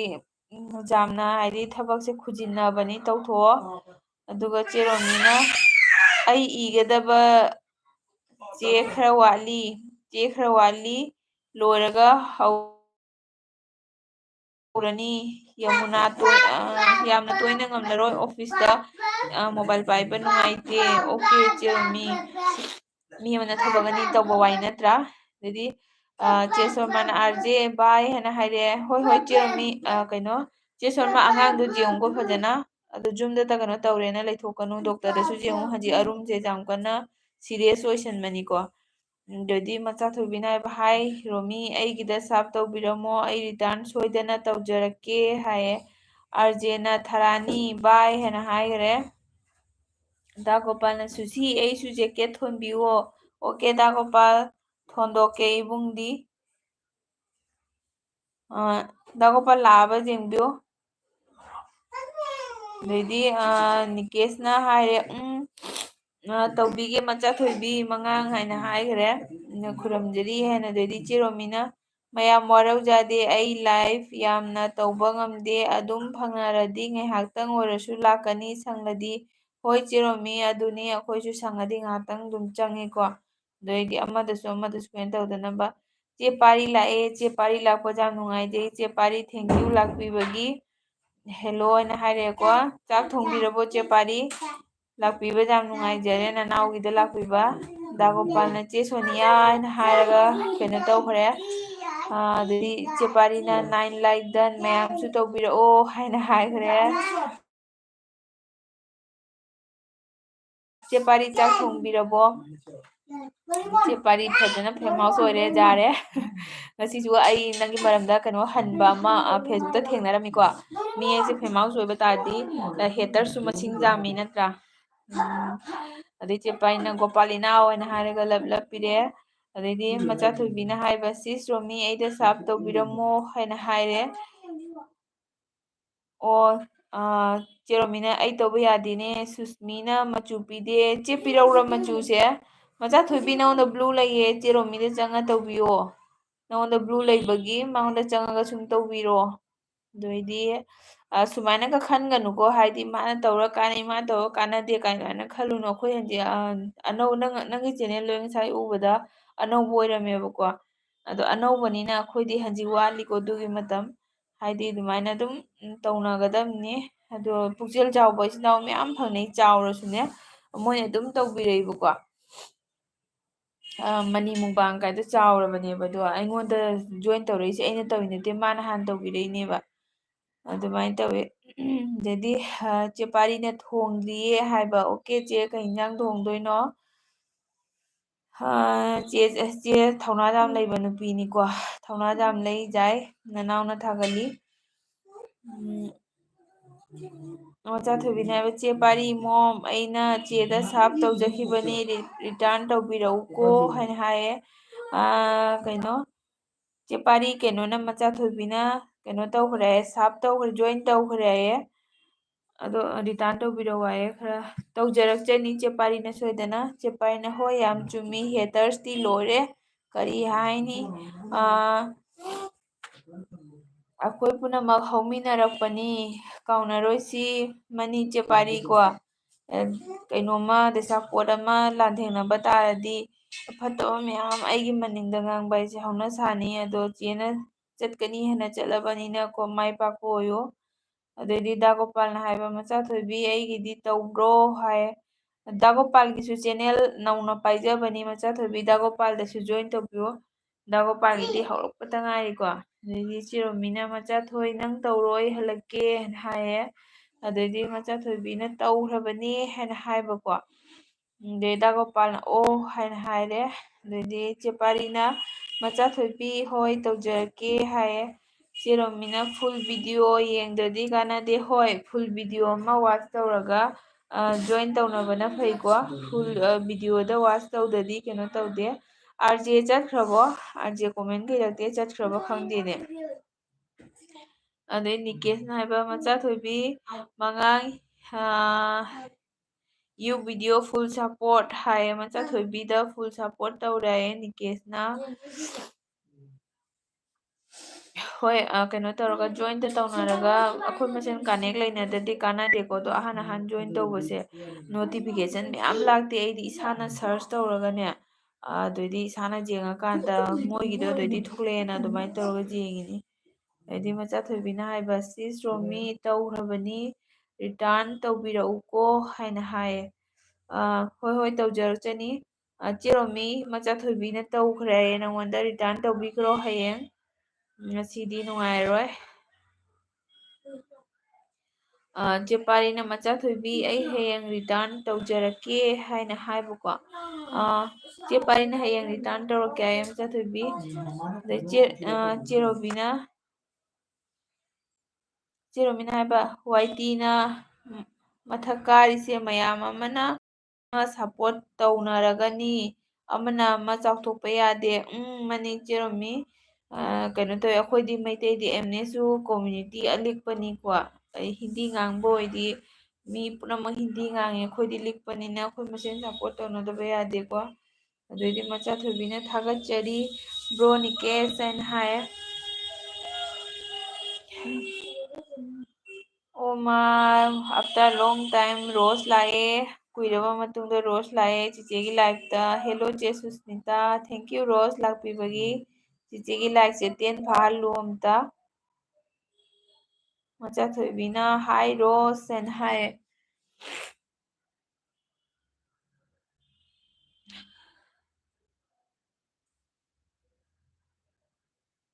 ꯆꯦꯔꯣꯃꯤꯅ ꯑꯩ ꯃꯩꯇꯩꯂꯣꯟꯗ ꯁꯨꯝ ꯉꯥꯡꯒꯅꯤ ꯍꯥꯏ꯫ ꯍꯣꯏꯕ ꯃꯩꯇꯩꯂꯣꯟꯗꯗꯤ ꯉꯥꯡꯗꯣꯏꯅꯦꯕꯀꯣ ꯑꯗꯨꯁꯨ ꯑꯩꯈꯣꯏ ꯀꯩꯅꯣ ꯇꯧꯕꯅ ꯂꯤꯛꯏ ꯍꯥꯏꯕꯀꯣ꯫ ꯑꯗꯩ ꯆꯦꯄꯥꯔꯤꯅ ꯑꯩ ꯀꯣꯟꯅ ꯂꯥꯛꯀꯦꯀꯣ ꯍꯣꯏ ꯍꯣꯏ ꯆꯦ ꯉꯥꯏꯍꯥꯛꯇꯪ ꯑꯣꯏꯔꯁꯨ ꯌꯥꯎꯕꯤꯕ ꯌꯥꯝ ꯅꯨꯡꯉꯥꯏꯖꯔꯦ꯫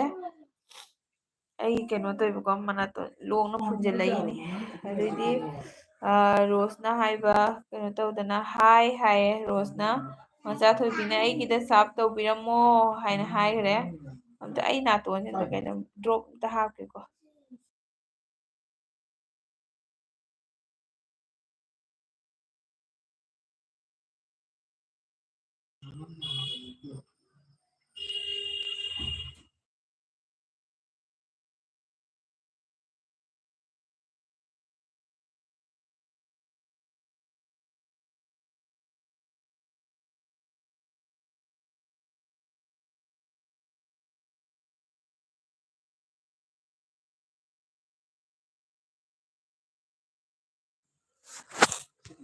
ꯃꯌꯥꯝ ꯀꯩꯅꯣ ꯇꯧꯔꯤꯅꯤꯀꯣ ꯍꯥꯏꯗꯤꯅꯦ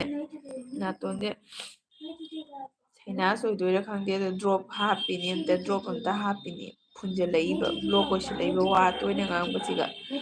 ꯆꯦꯔꯣꯃꯤꯅ ꯁꯨꯁꯃꯤ ꯑꯩ ꯕꯥꯏ ꯑꯣꯏꯔꯒꯦꯀꯣ ꯑꯩ ꯆꯥꯛ ꯊꯣꯡꯉꯒꯦ ꯍꯣꯏ ꯍꯣꯏ ꯆꯦꯔꯣꯃꯤ ꯊꯦꯡꯉꯝꯃꯅꯤꯀꯣ ꯖꯨꯝꯂꯣꯟꯗ ꯊꯦꯡꯕꯅꯦ ꯅꯤꯡꯊꯝꯊꯥꯁꯦ ꯉꯟꯅ ꯆꯥꯛ ꯆꯥꯅꯕꯒꯤ꯫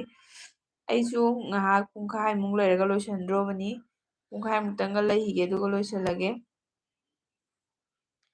ꯑꯩ ꯔꯣꯁꯅ ꯃꯆꯥꯊꯣꯏꯕꯤꯅ ꯍꯥꯏꯔꯛꯑꯦꯀꯣ ꯗꯥꯒꯣꯄꯥꯜꯅ ꯆꯦ ꯁꯣꯅꯤꯌꯥ ꯕꯥꯏ ꯍꯥꯏꯅ ꯍꯥꯏꯈꯔꯦ ꯔꯣꯁꯅ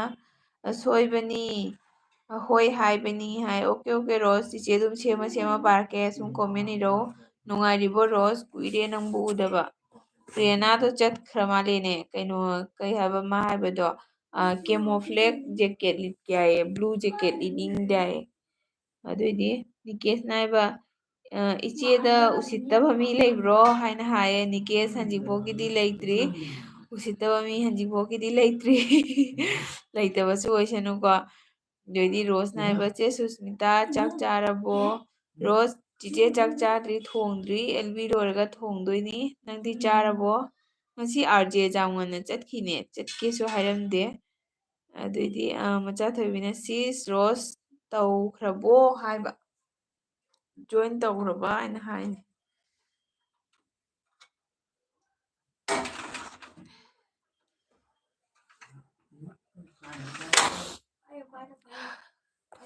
ꯃꯆꯥꯊꯣꯏꯕꯤ ꯆꯥꯛ ꯊꯣꯡꯉꯕꯣ? ꯀꯔꯤ ꯍꯤꯟꯖꯥꯡ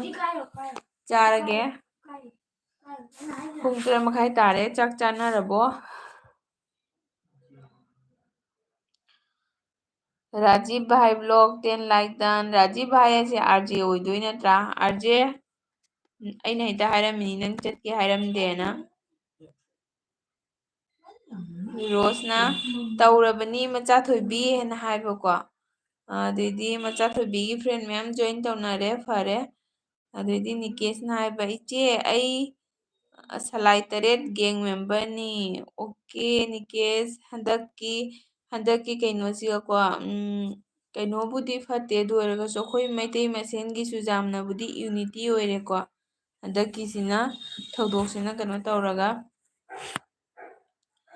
ꯃꯆꯥꯊꯣꯏꯕꯤꯅ ꯊꯥꯒꯠꯆꯔꯤ ꯍꯥꯏ. ꯔꯥꯖꯤꯕ ꯚꯥꯏꯅ RJ कौन है हायना हाये. RJ कौन है हाये.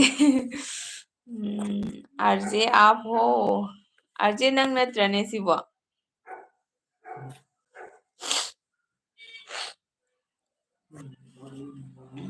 RJ सिसिना मु करी हाप्तोइनो सिगी चैनल सिगा मु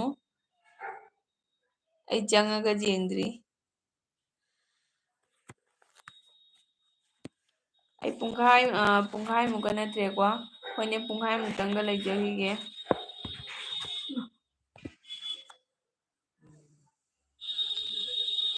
ꯅꯤꯀꯦꯁꯅ ꯁꯤꯁꯇꯔ ꯆꯥꯛ ꯆꯥꯔꯕꯣ? ꯅꯤꯀꯦꯁ ꯆꯥꯗ꯭ꯔꯤ, ꯆꯤꯆꯦ ꯆꯥꯛ ꯆꯥꯗ꯭ꯔꯤ. LB ꯂꯣꯏꯔꯒ ꯊꯣꯡꯉꯅꯤ ꯆꯥꯛ. ꯔꯣꯁꯅ ꯆꯦ ꯁꯨꯁꯃꯤꯇꯥ ꯑꯩ ꯊꯣꯛꯑꯒꯦ ꯕꯥꯏ. ꯔꯣꯁ ꯀꯩꯒꯤꯅꯣ ꯂꯥꯛꯄꯒ ꯕꯥꯏ ꯑꯣꯏꯗꯣꯏꯗꯣ? ꯉꯥꯏꯍꯥꯛꯇꯪ ꯂꯩꯈꯣ. ꯉꯥꯏꯍꯥꯛꯇꯪ ꯂꯩꯕꯤꯈꯣ, ꯆꯤꯆꯦꯁꯨ ꯌꯥꯝ ꯀꯨꯏ ꯂꯩꯔꯔꯣꯏ.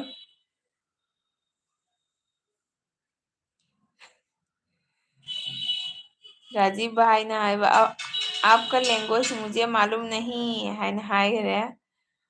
अच्छा RJ होइदोइनी आई खंगी. ओके आप हिंदी में टाइप कीजिएगा, मैं आपको आंसर देने की कोशिश करूंगी. रोसना होय हाय. होय होय रोस ngатang lebiuko nangi ita sisu lae du. Aguna sakti aina heli Jesus. Okay Prerna Nandi मसक yam nungsiko. नंदी अꯉꯥꯡꯅꯤꯅ नंगसु हयेंग ꯆꯤꯆꯦ ꯍꯣꯏ ꯁꯨꯃꯥꯏꯅ ꯇꯧꯔꯒ ꯅꯪꯒꯤꯁꯨ ꯃꯁꯛꯇꯣ ꯆꯦꯟꯖ ꯑꯃ ꯂꯥꯛꯀꯅꯤ. ꯑꯗꯩꯗꯤ ꯔꯣꯁꯅ ꯍꯥꯏꯕ ꯍꯥꯏ ꯏꯇꯥ ꯍꯥꯏꯌꯦ. ꯍꯥꯏ ꯏꯇꯥ ꯍꯥꯏꯈ꯭ꯔꯦ ꯄ꯭ꯔꯦꯔꯅꯥꯗ ꯔꯣꯁꯅ.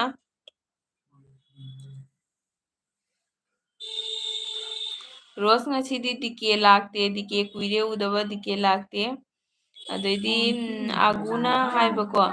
ꯐꯥꯒꯤ ꯇꯧꯕꯅꯤꯗ ꯍꯥꯏꯅ ꯍꯥꯍꯥ ꯅꯣꯛꯈ꯭ꯔꯦ. ꯀꯩꯁꯨ ꯀꯥꯏꯗꯦ ꯑꯒꯨ, ꯂꯥꯏꯅ ꯁꯦꯝꯃꯛꯄꯅꯤꯀꯣ, ꯀꯩꯁꯨ ꯀꯥꯏꯗꯦ ꯃꯤ ꯄꯨꯝꯅꯃꯛꯀꯤ ꯑꯃꯃꯝꯅꯤ.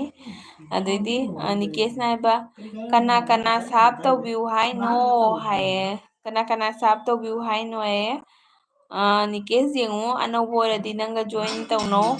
ꯑꯗꯩ ꯑꯒꯨꯅ ꯑꯩ ꯂꯥꯏꯚꯇ ꯈꯪꯒꯅꯤ ꯆꯦꯁꯨꯁ. ꯑꯩ ꯑꯣꯀꯦ. ꯄ꯭ꯔꯦꯔꯅꯥꯒꯤ ꯂꯥꯏꯚ ꯉꯥꯏꯔꯤꯀꯣ, ꯌꯥꯝ ꯋꯥꯅ ꯉꯥꯏꯔꯤ. ꯑꯗꯩꯗꯤ RJ भाई ने हाइबा, सुस्मिता मैं गुवाहाटी से हूँ. हाँ मुझे पता है आप गुवाहाटी से हो. आप RJ हो.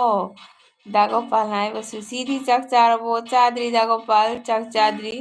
दागोपाल से ngasidi comment bu ibu ire. Nahangay din ta idawani.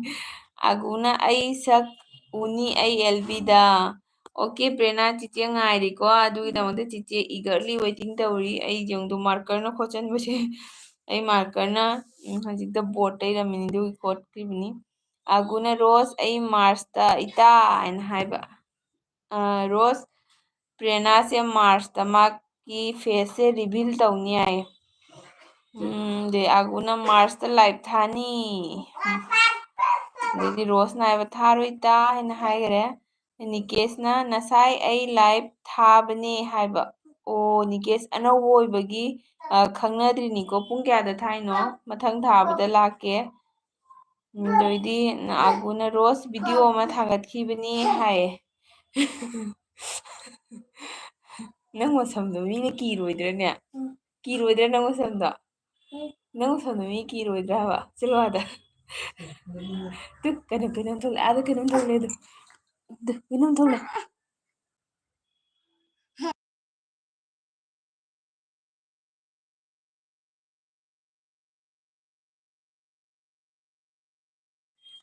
ꯀꯩꯗꯧꯔꯒꯦꯒ ꯑꯗꯩ ꯑꯒꯨꯅ ꯔꯣꯁ ꯚꯤडिꯑꯣ ꯑꯃ ꯊꯥꯕꯅꯤ ꯑꯗꯩꯗꯤ राजीव भाई ब्लॉग ना सावधान थैंक यू राजीव भाई ब्लॉग मैं भी आपको रिटर्न करूंगी लाइक भी कर दो ꯗꯥꯒꯣꯄꯥꯜ ꯍꯥꯏꯕ ꯑꯥꯒꯨꯒꯤ ꯂꯥꯏꯚꯇꯤ ꯃꯥꯔꯁꯇ ꯉꯥꯏꯔꯤ ꯑꯩꯁꯨ ꯃꯤ ꯄꯨꯝꯅꯃꯛ ꯉꯥꯏꯔꯤ ꯑꯥꯒꯨꯒꯤ ꯂꯥꯏꯚꯁꯦ ꯑꯥꯒꯨꯅ ꯍꯥꯍꯥ ꯗꯥꯒꯣꯄꯥꯜ ꯍꯥꯏꯅ ꯍꯥꯏꯈ꯭ꯔꯦꯀꯣ ꯔꯣꯁꯅ ꯂꯥꯏꯚ ꯊꯥꯔꯤꯕꯅꯤ ꯏꯇꯥ ꯍꯥꯏꯗꯤ ꯂꯥꯏꯛ ꯇꯧꯔꯕꯅꯤ ꯏꯇꯥ ꯍꯥꯏꯔꯣ ꯂꯥꯏꯛ ꯇꯧꯔꯕꯅꯤ ꯍꯥꯏ ꯃꯥꯜꯂꯦ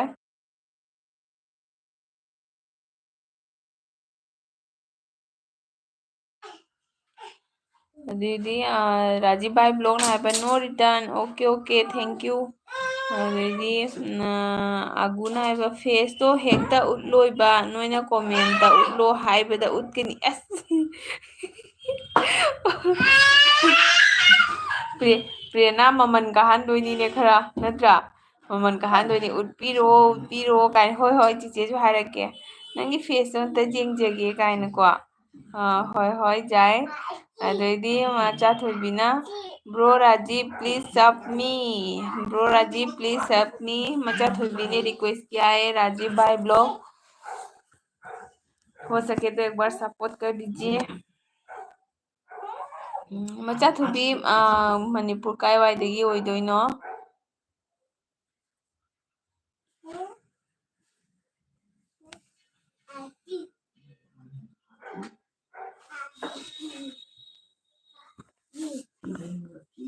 ꯄꯦꯅꯥꯅ ꯍꯥꯏꯕ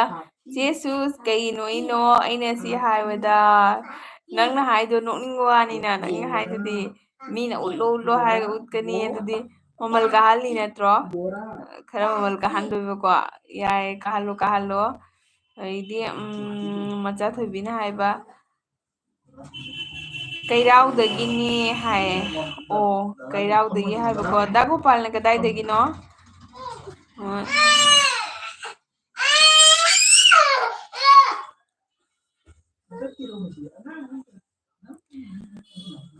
ꯀꯩꯅꯣ ꯇꯧꯕꯗꯩꯀꯣ ꯍꯥꯏꯗꯤꯅꯦ ꯋꯥꯏ ꯇꯤ ꯐꯦꯁꯕꯨꯛ ꯀꯩꯅꯣꯗꯨꯕꯨꯗꯤ ꯇꯧꯔꯦ ꯑꯗꯨꯒ ꯋꯥꯏ ꯇꯤ ꯄꯥꯏꯕꯗꯒꯤꯀꯣ ꯃꯅꯤꯄꯨꯔꯒꯤ ꯏꯆꯤꯜ ꯏꯅꯥꯎ ꯃꯌꯥꯝ ꯈꯪꯅꯔꯦ ꯍꯥꯏꯗꯤ ꯇꯁꯦꯡꯅꯃꯛꯀꯤ ꯅꯨꯡꯉꯥꯏꯀꯣ ꯑꯗꯩꯗꯤ ꯗꯥꯒꯣꯄꯥꯜ ꯍꯥꯏꯕ ꯔꯣꯁꯇꯤ ꯑꯩꯅ ꯀꯧꯕ ꯈꯨꯝꯗꯦ ꯍꯥꯏ ꯔꯣꯁ ꯔꯣꯁ ꯂꯩꯔꯤꯕꯣ ꯗꯥꯒꯣꯄꯥꯜꯅ ꯀꯧꯕ ꯔꯣꯁ ꯇꯥꯗ꯭ꯔ ꯃꯥꯜꯂꯦ ꯔꯥꯖꯤꯕ ꯚꯥꯏꯅ ꯂꯥꯒꯤꯖꯥꯎ ꯍꯥꯏꯗꯣ ꯑꯩ ꯍꯥꯏꯗ꯭ꯔꯥ ꯁꯤ ꯂꯥꯒꯤꯖꯥꯎꯅꯤ ꯑꯥꯔ ꯖꯦ ꯁꯤꯁꯤꯅ ꯀꯔꯤꯒꯤ ꯆꯦꯅꯦꯜꯅꯣ ꯀꯔꯤ ꯍꯥꯡꯗꯣꯏꯅꯣ ꯁꯤꯒꯩꯁꯤꯒ ꯂꯥꯒꯤꯖꯥꯎ ꯍꯥꯏꯁꯦ ꯅꯪꯒꯤ ꯁꯤꯒꯅꯦꯆꯔꯅꯤ ꯅꯪ ꯃꯥꯡꯈ꯭ꯔꯁꯨ ꯂꯥꯒꯤꯖꯥꯎꯕꯨ ꯏꯔꯝꯃꯗꯤ ꯅꯪꯅꯤ ꯈꯪꯗ꯭ꯔꯣꯕꯅꯤ ꯑꯗꯩꯗꯤꯀꯣ ꯑꯩꯁꯦ ꯀꯩꯅꯣꯃꯨꯛꯇꯤ ꯋꯥꯠꯂꯤ ꯑꯒꯨꯅ ꯍꯥꯏꯕ 5 ꯃꯤꯅꯤꯠ ꯃꯨꯛ ꯎꯠꯀꯅꯤ ꯑꯗꯨꯒ ꯑꯣꯐ ꯇꯧꯒꯅꯤ ꯎꯁ ꯂꯣꯏꯔꯦ 5 ꯃꯤꯅꯤꯠ ꯃꯨꯛ ꯎꯠꯂꯒ ꯑꯣꯐ ꯇꯧꯗꯣꯏꯕ ꯑꯣ ꯍꯣꯏ ꯍꯣꯏ ꯑꯗꯨꯒ ꯑꯃꯨꯛ ꯃꯤꯅ ꯍꯥꯏꯔꯛꯀꯗꯣꯏꯅꯤ ꯑꯃꯨꯛꯀ ꯎꯠꯂꯣ ꯍꯥꯏꯅ ꯍꯥꯏꯔꯒ ꯀꯩꯁꯨ ꯀꯥꯏꯗꯦꯗ ꯁꯛ ꯎꯠꯄ ꯎꯠꯇꯕ ꯀꯩꯁꯨ ꯅꯠꯇꯦꯀꯣ ꯅꯦꯆꯔꯦꯜ ꯖꯁ ꯅꯦꯆꯔꯦꯜ ꯑꯣꯏꯕ ꯃꯇꯝ ꯄꯨꯝꯅꯃꯛꯇ ꯂꯣꯌꯦꯜꯇꯤ ꯑꯣꯏꯕ ꯁꯛ ꯎꯠꯄ ꯎꯠꯇꯕ ꯀꯩꯁꯨ ꯀꯥꯏꯗꯦ ꯁꯤꯈꯩꯁꯤꯒ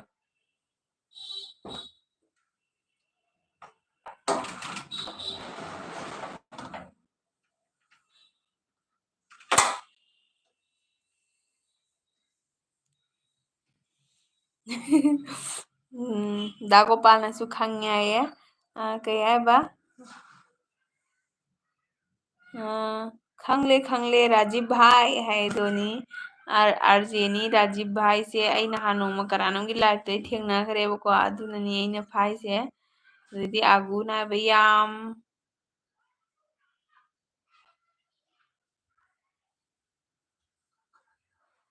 ꯄꯦꯅꯥ ꯀꯩ ꯍꯥꯏꯅꯣ ꯁꯤꯕꯣ ꯌꯥꯝ ꯐꯠꯇꯦꯍꯦ ꯑꯗꯨ ꯅꯨꯃꯤꯠꯇꯨꯗꯤ ꯍꯥꯏꯔꯣ ꯀꯩꯅꯣ ꯃꯇꯣꯝ ꯍꯥꯏꯔ ꯃꯇꯣꯝ ꯅꯣꯛꯈ꯭ꯔꯦ ꯑꯒꯨꯅ ꯑꯩꯒꯤ ꯈꯣꯟꯁꯤꯁꯨ ꯌꯥꯝ ꯊꯤꯕꯅꯤ ꯆꯦ ꯍꯥꯏꯔꯒ ꯆꯤꯟꯇꯥ ꯇꯧꯈꯔꯦ ꯀꯩꯁꯨ ꯅꯠꯇꯦ ꯅꯣ ꯇꯦꯟꯁꯟ ꯑꯩꯒꯤ ꯄꯤꯛꯄꯗꯒꯤ ꯆꯥꯎꯔꯛꯄꯗꯣ ꯑꯗꯣ ꯑꯩꯒꯤ ꯅꯦꯆꯔꯦꯜꯅꯤ ꯑꯩꯅ ꯋꯥꯏꯇꯤ ꯄꯥꯏꯌꯦꯅ ꯑꯩ ꯆꯦꯟꯖ ꯇꯧꯖꯥꯕ꯭ꯔꯥꯅꯦ ꯌꯥꯗꯦ ꯑꯩꯗꯤ ꯑꯩꯅꯤ ꯀꯣ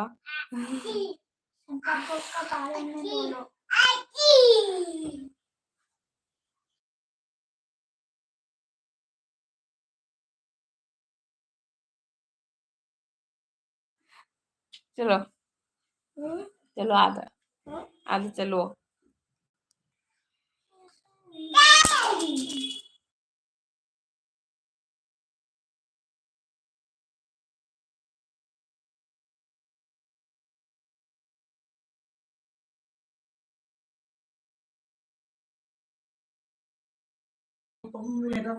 चलो चलू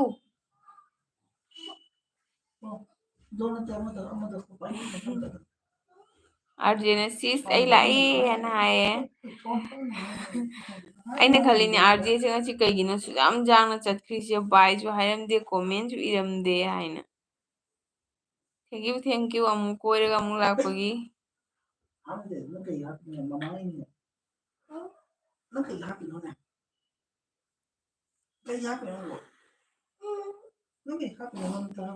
आरजे कई इंजांग चादोइनो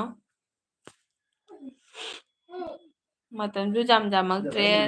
कइनोसु कमेंटसु लोइसले आगुना चुम्मी हाय चुम्मनी प्रेरणा आरजेना सिस करी इंजांग थोंदोगे आरजे जेरुम थोंगनी जेरुम ngasi जेरुम थोंगे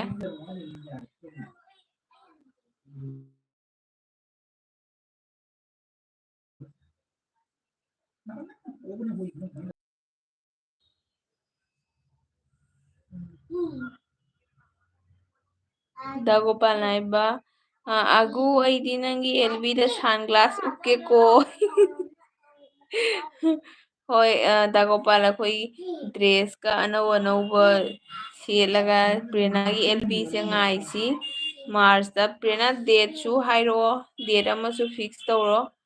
अर्जेना अइदी कयबा लाइरबगी हिंजांग चानी हाइरो कइनो लाइरबे हिंजांग आइबु कइ हिंजांग नो अर्जे दाइरो इरोंबदी नाखुनबे हिंजांग नि हे इरोंबदी मी पुनमक्की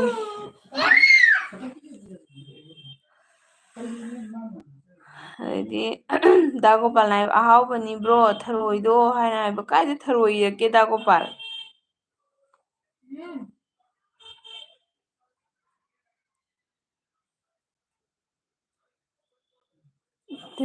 ꯑꯍꯥꯎꯕꯅꯤ ꯕ꯭ꯔꯣ ꯊꯔꯣꯏꯗꯣ ꯗꯥꯒꯣꯄꯥꯜꯅ ꯊꯔꯣꯏ ꯄꯜꯂꯛꯇꯅ ꯊꯔꯣꯏꯁꯦ ꯌꯥꯝ ꯆꯥꯅꯤꯡꯉꯦ ꯑꯕꯨꯅ ꯍꯥꯏꯕ ꯗꯥꯒꯣꯄꯥꯜ ꯀꯩꯒꯤ ꯍꯥꯏꯅ ꯍꯥꯏꯔꯒ ꯅꯣꯛꯈ꯭ꯔꯦ ꯁꯟꯒ꯭ꯂꯥꯁ ꯎꯞꯀꯅꯤꯅ ꯍꯥꯏꯗꯨꯒ ꯑꯗꯩꯗꯤ ꯑꯥꯔꯖꯦꯅ ꯍꯥꯏꯕ ꯍꯋꯥꯏ ꯊꯣꯡꯕꯗꯤ ꯂꯥꯏꯔꯕ ꯍꯤꯟꯖꯥꯡ ꯅꯠꯇꯦ ꯃꯐꯝ ꯄꯨꯝꯅꯃꯛꯇ ꯆꯟꯅꯩ ꯑꯣꯀꯦ ꯆꯥꯊꯔꯣ ꯑꯩꯈꯣꯏ ꯌꯦꯔꯨꯝ ꯊꯣꯡꯕ ꯆꯥꯗꯕ ꯀꯨꯏꯔꯦ ꯑꯗꯨꯒꯤ ꯌꯦꯔꯨꯝ ꯊꯣꯡꯕ ꯆꯥꯒꯦꯅ ꯇꯧꯏꯅꯤ ꯗꯥꯒꯣꯄꯥꯜ ꯍꯪꯗ꯭ꯔꯤ ꯃꯥꯜꯂꯦ ꯀꯔꯤ ꯍꯤꯟꯖꯥꯡ ꯆꯥꯔꯛꯀꯦ ꯗꯥꯒꯣꯄꯥꯜ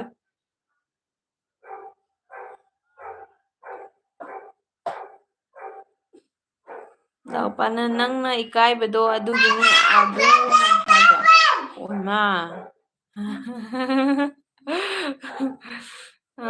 ꯑꯩꯒꯤ ꯑꯦꯜꯕꯤꯁꯦ ꯃꯅꯥꯀꯣꯡꯒ ꯁꯦꯒꯥꯏꯔꯝꯃꯅꯤ ꯑꯩꯈꯣꯏꯗ ꯃꯀꯣꯛ ꯑꯐꯥꯕ ꯃꯤ ꯑꯃ ꯂꯩ ꯌꯦꯡꯍꯟꯒꯦ ꯑꯗꯨ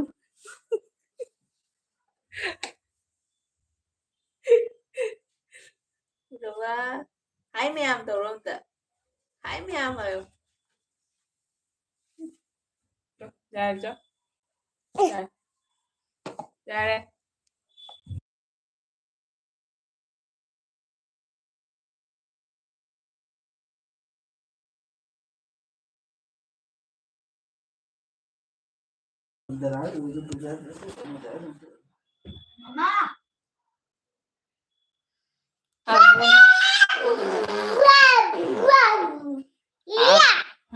ꯂꯥꯏꯚ ꯂꯣꯏꯁꯤꯜꯂꯣ ꯍꯥꯏꯔꯦ ꯑꯗꯩꯗꯤ ꯀꯩꯕ ꯑꯒꯨꯅ ꯍꯥꯏꯕ ꯈꯪꯅꯗ꯭ꯔꯤꯕꯅꯤꯅ ꯏꯀꯥꯏꯗꯣ ꯈꯪꯕ꯭ꯔꯥ ꯍꯥꯏ ꯑꯥꯔꯖꯦꯅ ꯁꯤꯁ ꯑꯩ ꯅꯣꯡꯃ ꯂꯥꯏꯔꯕꯒꯤ ꯃꯨꯛꯕꯥꯡ ꯇꯧꯔꯛꯀꯦ ओके आरजे आरजे अमतंग इरोंबदा फजना तौरो कोटलगा बोरा तौरगा जोइदी दागोपाल नाय होइने चुम्मी आगु हायना हायरे आरजेना मचातोन हाय मचातोन से masai ai manakta la chala tawini ma haji kan laure ngale di kapaktroni agu na cute baby and hai agu makok phabra haji gi to uhobra mai masanda sange aina sikese punbiyebako jubi pambi dumaina jubi pambi dumaina punbibido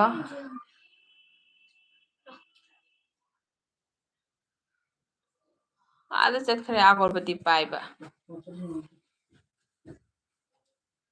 Jadi aku naik atau English tengah ke live to en hai ngango ngango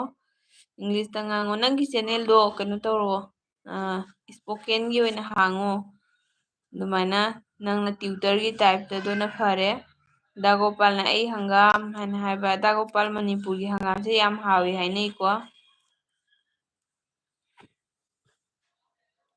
ꯃꯌꯥꯝ ꯑꯩ minute 9 ꯂꯣꯏꯔꯗꯤ ꯀꯩꯅꯣ minute 9 ꯑꯣꯏꯔꯗꯤ ꯄꯨꯡ 1 ꯃꯈꯥꯏ ꯑꯣꯏꯔꯅꯤꯀꯣ ꯄꯨꯡ 1 ꯃꯈꯥꯏꯃꯨꯛꯇꯪ ꯂꯩꯔꯒ ꯂꯣꯏꯁꯤꯟꯖꯔꯒꯦ ꯃꯆꯥꯇꯣꯟ ꯍꯤꯞꯈꯔꯦ ꯆꯦ ꯀꯩꯅꯣ ꯃꯊꯛꯇ ꯇꯣꯂꯤ ꯃꯊꯛꯇ ꯍꯥꯄꯝꯗ꯭ꯔꯕ ꯑꯩꯅ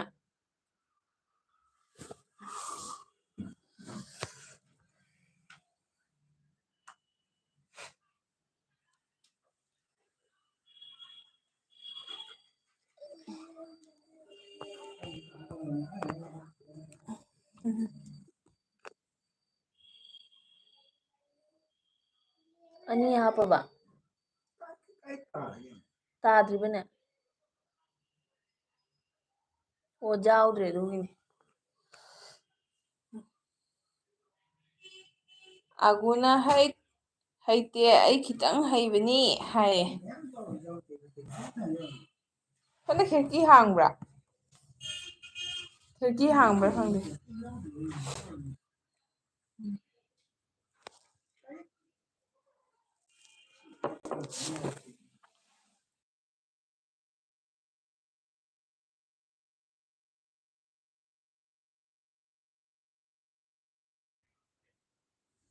ꯅꯒꯣꯄꯥꯜꯅ ꯍꯥꯏꯕ ꯉꯥꯡꯉꯣ ꯉꯥꯡꯉꯣ ꯑꯩ ꯍꯩꯇ꯭ꯔꯁꯨ ꯑꯗꯨꯝ ꯇꯥꯒꯦꯅ ꯍꯥꯏꯔꯦ ꯃꯦꯝ ꯊꯣꯏꯕꯤꯅ ꯃꯦꯝ ꯊꯣꯏꯕꯤ ꯂꯥꯛꯑꯦ ꯉꯁꯤꯁꯨ ꯃꯦꯝ ꯊꯣꯏꯕꯤ ꯍꯦꯜꯂꯣ ꯃꯦꯝ ꯊꯣꯏꯕꯤ ꯆꯤꯆꯦꯒꯤ ꯅꯤꯅꯦꯒꯤ ꯑꯦꯜꯕꯤꯗ ꯂꯥꯛꯄꯤꯕꯒꯤꯗꯃꯛꯇ ꯊꯦꯡꯀ꯭ꯌꯨ ꯃꯦꯝ ꯊꯣꯏꯕꯤꯁꯦ ꯌꯥꯝ ꯑꯉꯥꯡꯅꯤꯀꯣ ꯑꯗꯨꯅꯅꯤ ꯃꯥꯅ ꯑꯩꯉꯣꯟꯗ ꯀꯧꯖꯩꯁꯦ ꯑꯗꯨ ꯂꯥꯏꯔꯤꯛ ꯄꯥꯕ ꯂꯣꯏꯔꯕꯣ ꯅꯪ ꯑꯗꯩ ꯑꯥꯒꯨꯅ you know little bit of English ꯍꯥꯏꯅ ꯍꯥꯏꯈ꯭ꯔꯦ ꯃꯦꯝ ꯊꯣꯏꯕꯤꯅ ꯅꯦꯅꯦ ꯅꯨꯡꯉꯥꯏꯔꯤꯕꯣ ꯅꯨꯡꯉꯥꯏꯔꯤ ꯃꯦꯝ ꯊꯣꯏꯕꯤꯗꯤ ꯅꯨꯡꯉꯥꯏꯔꯤꯕꯣ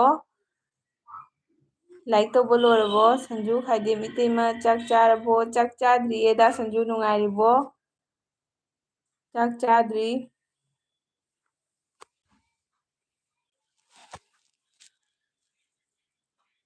ꯃꯤꯅꯤꯠ 5 ꯂꯩꯔꯗꯤ ꯑꯩꯁꯦ ꯄꯨꯡ 1 ꯃꯈꯥꯏ ꯐꯥꯔꯅꯤꯀꯣ ꯑꯗꯩ ꯄꯨꯡ 1 ꯃꯈꯥꯏꯃꯨꯛꯇꯪ ꯊꯥꯔꯒ ꯂꯣꯏꯁꯤꯟꯖꯔꯒꯦ ꯍꯥꯏꯅ ꯇꯧꯏ ꯗꯥꯒꯣꯄꯥꯜꯅ ꯑꯩꯗꯤ ꯍꯤꯟꯗꯤꯁꯨ ꯍꯩꯇꯦ ꯏꯪꯂꯤꯁꯁꯨ ꯍꯩꯇꯦ ꯈꯖꯤꯛ ꯈꯖꯤꯛꯄꯨꯗꯤ ꯈꯪꯕ ꯗꯥꯒꯣꯄꯥꯜ ꯄꯨꯝꯅꯃꯛꯇ ꯍꯦꯟꯕ ꯏꯃꯥꯔꯣꯜ ꯂꯩꯁꯤꯗꯤ ꯀꯩꯁꯨ ꯀꯥꯏꯗꯦ ꯑꯗꯩꯗꯤ ꯃꯦꯝ ꯊꯣꯏꯕꯤꯅ ꯍꯥꯏꯕ ꯂꯣꯏꯗ꯭ꯔꯤ ꯍꯥꯏꯅ ꯍꯥꯏ ꯃꯦꯝ ꯊꯣꯏꯕꯤ ꯅꯪ ꯀ꯭ꯂꯥꯁ 6 ꯀꯥꯏ ꯍꯥꯏꯕꯀꯣ ꯑꯣꯀꯦ ꯀꯔꯝꯕ ꯁ꯭ꯀꯨꯜꯗ ꯇꯝꯃꯤꯅꯣ ꯗꯥ ꯁꯟꯖꯨꯅ ꯀꯔꯤꯒꯤ ꯗꯥ ꯁꯟꯖꯨ ꯀꯧꯔꯤꯕ ꯑꯩꯗꯤ ꯍꯥꯟꯅꯗꯒꯤ ꯀꯧꯏꯗꯨꯗꯤ ꯑꯗꯩꯗꯤ ꯃꯆꯥꯊꯣꯏꯕꯤꯅ ꯍꯥꯏ ꯁꯤꯁ ꯃꯦꯝ ꯊꯣꯏꯕꯤ ꯁꯥꯞ ꯇꯧꯕꯤꯔꯝꯃꯣ ꯃꯆꯥꯊꯣꯏꯕꯤ ꯃꯦꯝ ꯊꯣꯏꯕꯤꯁꯦ ꯌꯥꯝ ꯑꯉꯥꯡꯅꯤꯀꯣ ꯅꯪ ꯃꯥꯏ ꯆꯦꯅꯦꯜꯗ ꯆꯪꯉꯒ ꯌꯦꯡꯉꯨ ꯑꯉꯥꯡꯅꯤ ꯌꯥꯝꯅ ꯃꯦꯝ ꯊꯣꯏꯕꯤꯅ ꯑꯦꯕꯥꯀꯥꯁꯇꯒꯤ ꯂꯥꯛꯄꯇ ꯉꯥꯏꯔꯤ ꯑꯣꯀꯦ ꯑꯦꯕꯥꯀꯥꯁꯇꯒꯤꯀꯣ ꯅꯪꯗꯤ ꯏꯇꯩꯃ ꯅꯠꯇ꯭ꯔꯣ ꯃꯅꯤ ꯑꯗꯩꯗꯤ ꯑꯗꯨꯗꯤ ꯀꯩꯅꯣ ꯇꯧꯕꯒꯤ ꯀꯧꯅꯕꯅꯤꯅ ꯑꯗꯩꯗꯤ ꯑꯥꯒꯨꯅ ꯂꯤꯇꯜ ꯕꯤꯠ ꯑꯣꯐ ꯏꯪꯂꯤꯁ ꯍꯥꯏꯅ ꯍꯥꯏꯔꯒ ꯍꯥ ꯍꯥꯏꯅ ꯅꯣꯛꯈ꯭ꯔꯦ ꯃꯆꯥꯊꯣꯏꯕꯤꯅ ꯁꯟꯖꯨ ꯁꯥꯞ ꯇꯧꯕꯤꯔꯝꯃꯣ ꯍꯥꯏꯅ ꯍꯥꯏꯈ꯭ꯔꯦ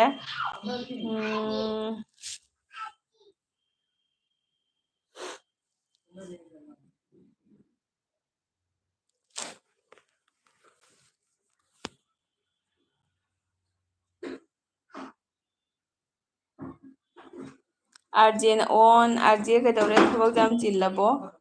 ꯑꯗꯩꯗꯤ ꯑꯥꯒꯨꯅ ꯑꯩꯈꯣꯏ ꯂꯦꯡꯒꯥꯔꯣ ꯍꯥꯏꯅ ꯍꯥꯏꯕ ꯄ꯭ꯔꯦꯔꯅꯥ ꯑꯩ ꯈꯪꯗꯦ ꯅꯪꯗꯤ ꯃꯁꯛꯁꯨ ꯅꯪꯗꯤ ꯃꯁꯛ ꯎꯠꯂꯤꯗꯨꯁꯨ ꯅꯪ ꯅꯠꯇꯦ ꯑꯗꯣ ꯀꯃꯥꯏꯅ ꯍꯥꯏꯅꯤ ꯃꯦꯝ ꯊꯣꯏꯕꯤꯒꯤꯗꯤ ꯃꯥ ꯔꯤꯌꯦꯜ ꯑꯥꯏꯗꯤꯅꯤ꯫ ꯑꯗꯩꯗꯤ ꯀꯩꯁꯨ ꯀꯥꯏꯗꯦ ꯗꯥ ꯍꯥꯏꯅ ꯍꯥꯏ ꯃꯦꯝ ꯊꯣꯏꯕꯤꯅ APS ꯅꯔꯪꯒꯤ ꯒꯨꯍꯥꯇꯤꯗ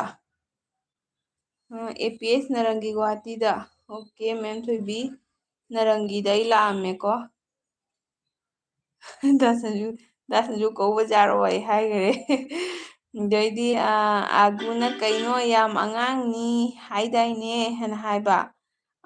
ꯀꯩꯅꯣꯗ ꯃꯦꯝ ꯊꯣꯏꯕꯤꯒꯤꯗ ꯆꯪꯉꯒ ꯌꯦꯡꯕꯤꯌꯣ ꯑꯉꯥꯡꯅꯤ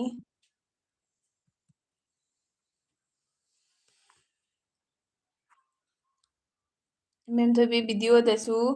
ꯑꯗꯨꯝ ꯁꯞꯄꯣꯔꯠ ꯇꯧꯕꯤꯔꯛꯎ ꯍꯥꯏꯌꯨꯀꯣ ꯃꯃꯥꯅ ꯌꯦꯡꯉꯤ ꯍꯥꯏꯕꯗꯣ ꯑꯗꯨꯗꯣ ꯍꯥꯏꯗꯤ ꯌꯥꯝꯅ ꯅꯨꯡꯉꯥꯏ ꯇꯥꯕꯗ ꯄ꯭ꯔꯦꯔꯅꯥ ꯅꯪ ꯚꯤꯗꯤꯑꯣ ꯌꯦꯡꯕꯤꯗꯦꯀꯣ ꯄ꯭ꯔꯦꯔꯅꯥꯅ ꯚꯤꯗꯤꯑꯣ ꯌꯦꯡꯕꯤꯗꯦ ꯂꯥꯏꯚ ꯈꯛꯇꯗ ꯂꯥꯛꯄꯤꯕ ꯅꯠꯇꯅ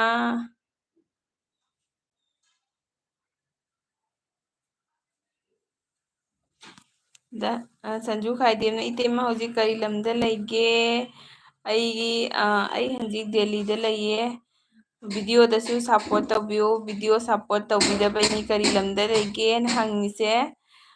ꯃꯆꯥ ꯊꯣꯏꯕꯤꯅ ꯍꯥꯏꯕꯀꯣ ꯃꯦꯝ ꯊꯣꯏꯕꯤ ꯁꯥꯞ ꯇꯧꯔꯝꯃꯣ ꯆꯦꯒꯤꯗ ꯑꯩꯁꯨ ꯔꯤꯇꯔꯟ ꯇꯧꯖꯔꯛꯀꯦꯅ ꯍꯥꯏꯌꯦꯀꯣ ꯑꯗꯩꯗꯤ ꯑꯥꯔꯖꯦꯅ ꯏꯃꯣꯖꯤ ꯑꯃ ꯄꯤꯁꯜꯂꯛꯑꯦ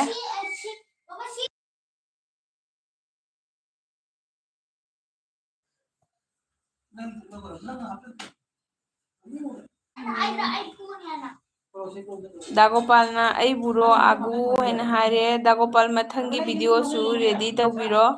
ꯑꯗꯩꯗꯤ ꯃꯦꯝ ꯊꯣꯏꯕꯤꯅ ꯕ꯭ꯔꯣ ꯁꯟꯖꯨꯁꯨ ꯇꯧꯕꯤꯔꯝꯃꯣ ꯍꯥꯏꯅ ꯍꯥꯏꯔꯦ ꯃꯦꯝ ꯊꯣꯏꯕꯤꯅ ꯑꯩꯈꯣꯏꯒꯤ ꯅꯔꯪꯒꯤꯗ ꯀꯁꯥꯔ ꯑꯦꯟꯖꯦꯜꯁꯨ ꯂꯩꯔꯝꯃꯤ okay ꯅꯔꯪꯒꯤꯗꯔ ꯂꯩꯔꯝꯃꯤꯗꯣ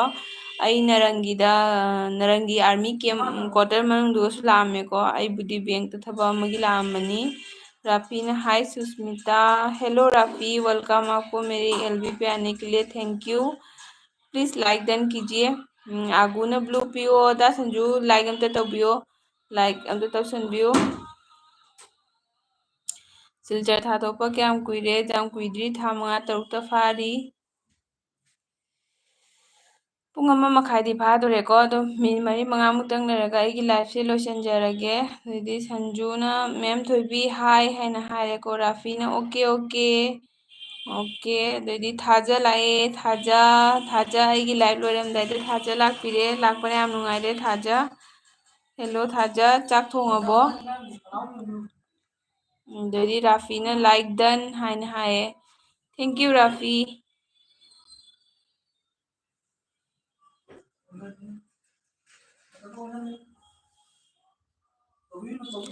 Rafi Susmi I one blue okay Rafi मैं आपको ब्लू दे रही हूँ 1 सेकेंड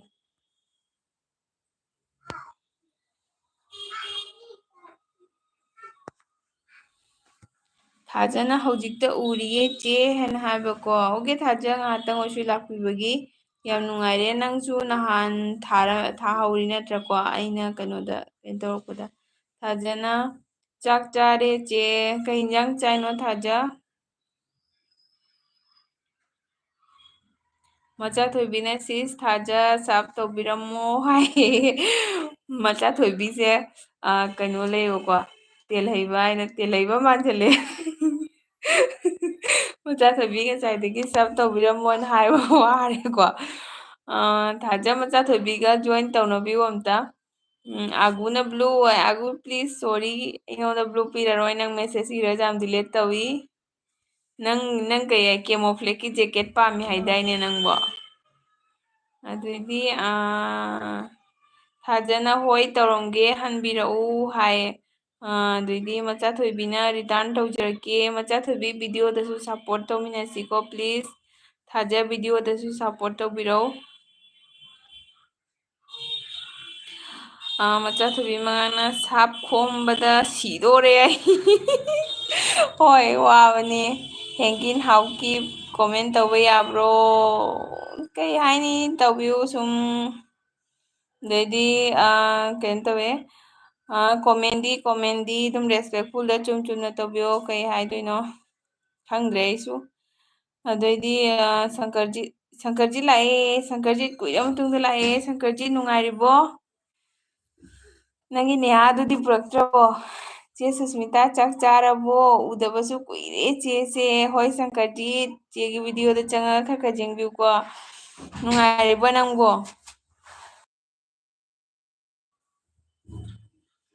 ꯃꯆꯥ ꯊꯣꯏꯕꯤꯅ ꯃꯤ ꯑꯅꯧꯕ ꯎꯕꯗ ꯁꯞ ꯇꯧꯕꯗ ꯋꯥꯔꯦ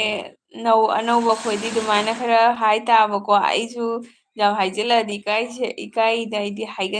ꯍꯥꯏꯗꯦꯕꯀꯣ ꯑꯗꯨꯝ ꯀꯩꯅꯣ ꯇꯧꯔꯕꯨꯗꯤ ꯇꯧꯏ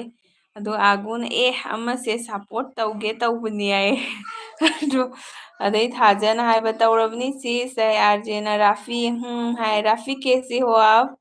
राफी प्लीज वीडियो पे भी सपोर्ट करते हैं एक दूसरे को ꯑꯗꯩꯗꯤ ꯊꯥꯖꯅ आरजे ब्रो ꯍꯥꯏꯅ ꯍꯥꯏꯔꯦ ꯃꯆꯥ ꯊꯣꯏꯕꯤꯅ ꯊꯥꯒꯠꯆꯔꯤ ꯍꯥꯏꯌꯦ ꯊꯥꯖꯅ ꯍꯣꯏ ꯁꯤꯁꯇꯔ ꯇꯧꯃꯤꯟꯅꯁꯤ ꯍꯥꯏꯅ ꯍꯥꯏꯌꯦ ꯑꯥꯔꯖꯦꯅ ꯊꯥꯖ ꯍꯥꯏꯔꯦꯀꯣ ꯑꯗꯩꯗꯤ ꯁꯪꯀꯔꯖꯤꯅ ꯆꯦ ꯅꯨꯡꯉꯥꯏꯔꯤꯌꯦ ꯑꯩ ꯊꯕꯛ ꯆꯤꯟꯕꯩ ꯂꯥꯏꯚ ꯂꯥꯛꯈꯤꯗꯕꯅꯤ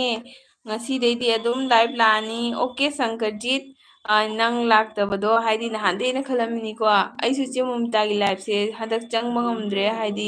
ꯍꯞꯇꯥ ꯑꯃ ꯇꯔꯥꯅꯤ ꯑꯗꯨꯃꯥꯏꯅ ꯐꯥꯔꯦꯕꯀꯣ ꯑꯩ ꯁꯪꯀꯔꯖꯤꯠ ꯎꯗꯕ ꯀꯨꯏꯔꯦꯅ ꯈꯜꯂꯝꯃꯤꯅꯤ ꯑꯗꯩꯗꯤ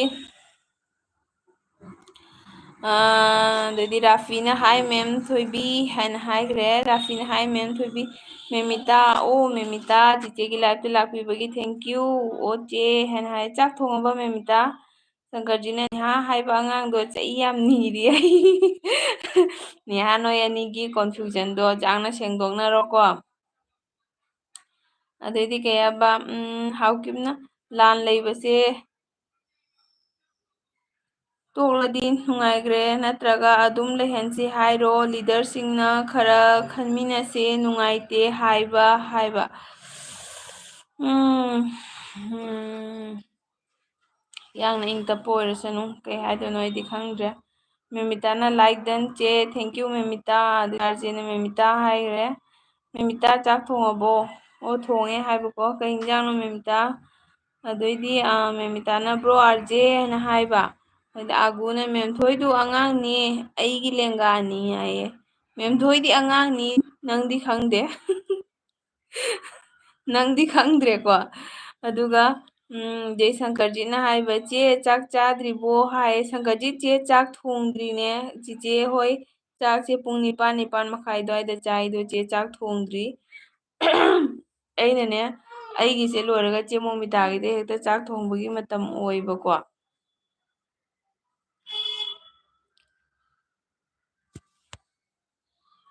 ꯃꯦꯃꯤꯇꯥꯅ ꯍꯥꯏꯕ ꯀꯩꯕ ꯉꯥꯅꯤ ꯆꯦ ꯑꯣ ꯃꯦꯃꯤꯇꯥ ꯅꯪꯗꯤ ꯌꯥꯝꯅ ꯑꯍꯥꯎ ꯑꯍꯥꯎꯕ ꯆꯥꯔꯦ ꯆꯥꯊꯔꯣ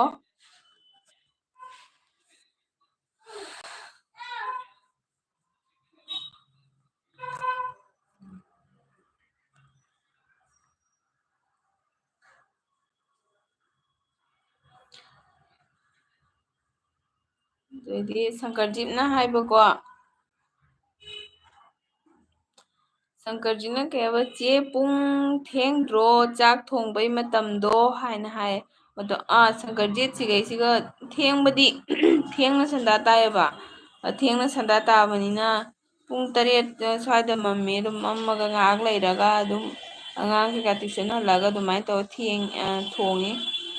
ꯌꯥꯝꯅꯗꯤ ꯊꯦꯡꯕꯗꯤ ꯀꯧꯗꯦ ꯑꯗꯨꯝ 9:30 ꯃꯥꯄꯜꯒꯤ ꯃꯅꯨꯡꯗ ꯆꯥꯏ ꯑꯗꯩꯗꯤ ꯗꯥꯒꯣꯄꯥꯜꯅ ꯁꯨꯁꯤ ꯑꯩ ꯑꯃꯨꯛ ꯕꯥꯏ ꯑꯣꯏꯔꯒꯦ ꯍꯣꯏ ꯍꯣꯏ ꯗꯥꯒꯣꯄꯥꯜ ꯑꯩꯁꯨ ꯑꯗꯨꯝ ꯕꯥꯏ ꯑꯣꯏꯗ꯭ꯔꯣꯕꯅꯤ ꯉꯥꯛꯇꯪ ꯂꯩꯔꯒꯀꯣ ꯑꯗꯩꯗꯤ ꯍꯦꯒꯤꯟꯅ ꯍꯥꯏꯕ ꯏꯆꯦ ꯉꯥꯔꯤ ꯐꯪꯗꯕꯁꯨ ꯀꯨꯏꯔꯦ ꯑꯩꯈꯣꯏ ꯂꯝꯗ ꯍꯥꯏꯅ ꯍꯥꯏꯔꯦ ꯍꯦꯒꯤꯟ ꯄ꯭ꯂꯤꯖ ꯀꯣꯃꯦꯟ ꯔꯦꯁꯄꯦꯛꯐꯨꯜꯂꯤ ꯇꯧꯕꯤꯔꯛꯎꯀꯣ ꯑꯩꯗꯤ ꯌꯥꯝꯅ ꯁꯤꯒꯤ ꯃꯇꯥꯡꯗ ꯋꯥ ꯌꯥꯝꯅ ꯉꯥꯡꯅꯤꯡꯗꯦ ꯑꯗꯨꯅ ꯔꯦꯁꯄꯦꯛꯐꯨꯜꯂꯤ ꯀꯣꯃꯦꯟ ꯇꯧꯕꯤꯔꯛꯑꯣ ꯍꯥꯏꯗꯤ ꯃꯦꯃꯤꯇꯥꯅ ꯉꯁꯥꯏꯗꯩ ꯂꯥꯛꯀꯦ ꯇꯧꯕ ꯆꯦ ꯊꯕꯛ ꯂꯣꯏꯗꯦ ꯑꯉꯥꯡ ꯄꯤꯖꯕꯁꯤꯒ ꯄꯨꯡ ꯑꯃ ꯍꯦꯟꯅ ꯆꯪꯉꯤ ꯍꯥꯏ ꯑꯉꯥꯡ ꯄꯤꯖꯕꯗ ꯇꯧꯕꯅꯤ ꯃꯦꯃꯤꯇꯥ ꯌꯥꯝ ꯋꯥꯕꯅꯤ ꯑꯉꯥꯡ ꯑꯄꯤꯛꯄꯁꯦꯀꯣ ꯈꯤꯇꯪ ꯆꯥꯎꯔꯛꯑꯒꯗꯤ ꯈꯤꯇꯪ ꯐꯩꯀꯣ ꯅꯠꯇ꯭ꯔꯗꯤ ꯌꯥꯝ ꯋꯥꯏ ꯑꯗꯨꯗꯤ ꯑꯒꯨꯅ ꯍꯩꯃꯥ ꯌꯥꯝ ꯊꯥꯖꯗꯕ꯭ꯔꯥ ꯍꯥꯏꯌꯦ ꯅꯪ ꯍꯌꯦꯡ ꯔꯤꯚꯤꯜ ꯇꯧꯕꯗ ꯈꯪꯉꯅꯤꯗꯅ ꯑꯗꯨꯗꯤ शंकरजीना ngасaisu che kanona ai ꯃꯣꯃꯤꯒꯤ ꯂꯥꯏꯚ ꯂꯥꯛꯇꯕꯒꯤ ꯋꯥꯔꯤ ꯇꯧꯔꯛꯑꯝꯃꯤ ꯍꯣꯏ ꯍꯣꯏ ꯊꯕꯛ ꯆꯤꯜꯂꯗꯤ ꯎꯄꯥꯏ ꯂꯩꯇꯦꯀꯣ ꯁꯪꯀꯔꯖꯤꯠ ꯅꯪ ꯑꯦꯛꯖꯥꯝ ꯌꯧꯔꯛꯑꯕꯣ ꯑꯗꯩꯗꯤ ꯑꯥꯒꯨꯅ ꯑꯩ ꯑꯉꯥꯡꯅꯤ ꯌꯥꯝ ꯊꯥꯖꯗꯕ꯭ꯔꯥ ꯍꯥꯏ ꯑꯗꯩꯗꯤ ꯃꯆꯥꯊꯣꯏꯕꯤ ꯑꯃꯨꯛꯀ ꯍꯥꯏꯔꯛꯑꯦ ꯁꯪꯀꯔꯖꯤꯠꯁꯨ ꯁꯞ ꯇꯧꯕꯤꯔꯝꯃꯣ ꯍꯥꯏꯅ ꯑꯗꯩꯗꯤ ꯀꯩꯅꯣꯅ ꯃꯆꯥꯊꯣꯏꯕꯤꯅ ꯍꯥꯎꯀꯤ ꯄ꯭ꯂꯥꯟꯁꯦ ꯂꯦꯞꯄ ꯄꯥꯝꯕ꯭ꯔꯣ ꯍꯥꯏꯅ ꯍꯥꯏꯔꯦ ꯁꯪꯀꯔꯖꯤꯠꯅ ꯃꯆꯥꯊꯣꯏꯕꯤ ꯆꯪꯕ ꯌꯥꯗꯦ ꯅꯪꯉꯣꯟꯗ ꯍꯥꯏꯌꯦ ꯃꯆꯥꯊꯣꯏꯕꯤ ꯆꯪꯕ ꯌꯥꯗꯦ ꯁꯪꯀꯔꯖꯤꯠ ꯀꯩꯅꯣ ꯇꯧꯗꯕꯩꯀꯣ ꯆꯦ ꯁꯪꯀꯔꯖꯤꯠꯁꯨ ꯕ꯭ꯂꯨ ꯄꯤꯕꯤꯌꯣꯅ ꯍꯥꯏꯕ ꯁꯪꯀꯔꯖꯤꯠꯅ ꯍꯥꯏꯔꯛꯑꯗꯤ ꯄꯤꯒꯦꯀꯣ ꯍꯦꯒꯤꯟꯅ ꯍꯥꯏꯕ ꯔꯦꯁꯄꯦꯛꯐꯨꯜ ꯀꯣꯃꯦꯟꯅꯤꯅꯦ ꯏꯆꯦ ꯑꯁꯦꯡꯕ ꯍꯥꯏꯕꯅꯤ ꯉꯥꯔꯤ ꯐꯪꯗꯦ ꯆꯥꯗꯕ ꯀꯨꯏꯔꯦ ꯑꯣꯀꯦ ꯏꯪꯕ ꯇꯞꯄ ꯑꯣꯏꯔꯁꯅꯨ ꯃꯐꯝ ꯑꯅꯤꯃꯛꯇꯀꯣ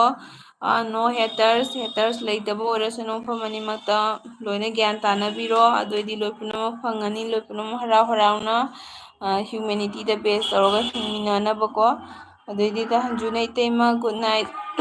ꯒꯨꯗ ꯅꯥꯏꯠ ꯗ ꯁꯟꯖꯨ ꯒꯨꯗ ꯅꯥꯏꯠ ꯉꯥꯏꯍꯥꯛꯇꯪ ꯂꯥꯛꯄꯤꯕꯒꯤ ꯊꯦꯡꯀ꯭ꯌꯨ ꯑꯩ ꯁꯪꯀꯔꯖꯤꯠꯅ ꯆꯦ ꯑꯦꯛꯖꯥꯝꯒꯤ ꯅꯠꯇꯦ ꯄꯋꯥꯔ ꯂꯨꯝꯒꯤ ꯊꯕꯛ ꯇꯧꯔꯤꯌꯦ ꯆꯦ ꯑꯣꯀꯦ ꯁꯪꯀꯔꯖꯤꯠ ꯊꯕꯛ ꯀꯜꯂꯗꯤ ꯎꯄꯥꯏ ꯂꯩꯇꯦꯀꯣ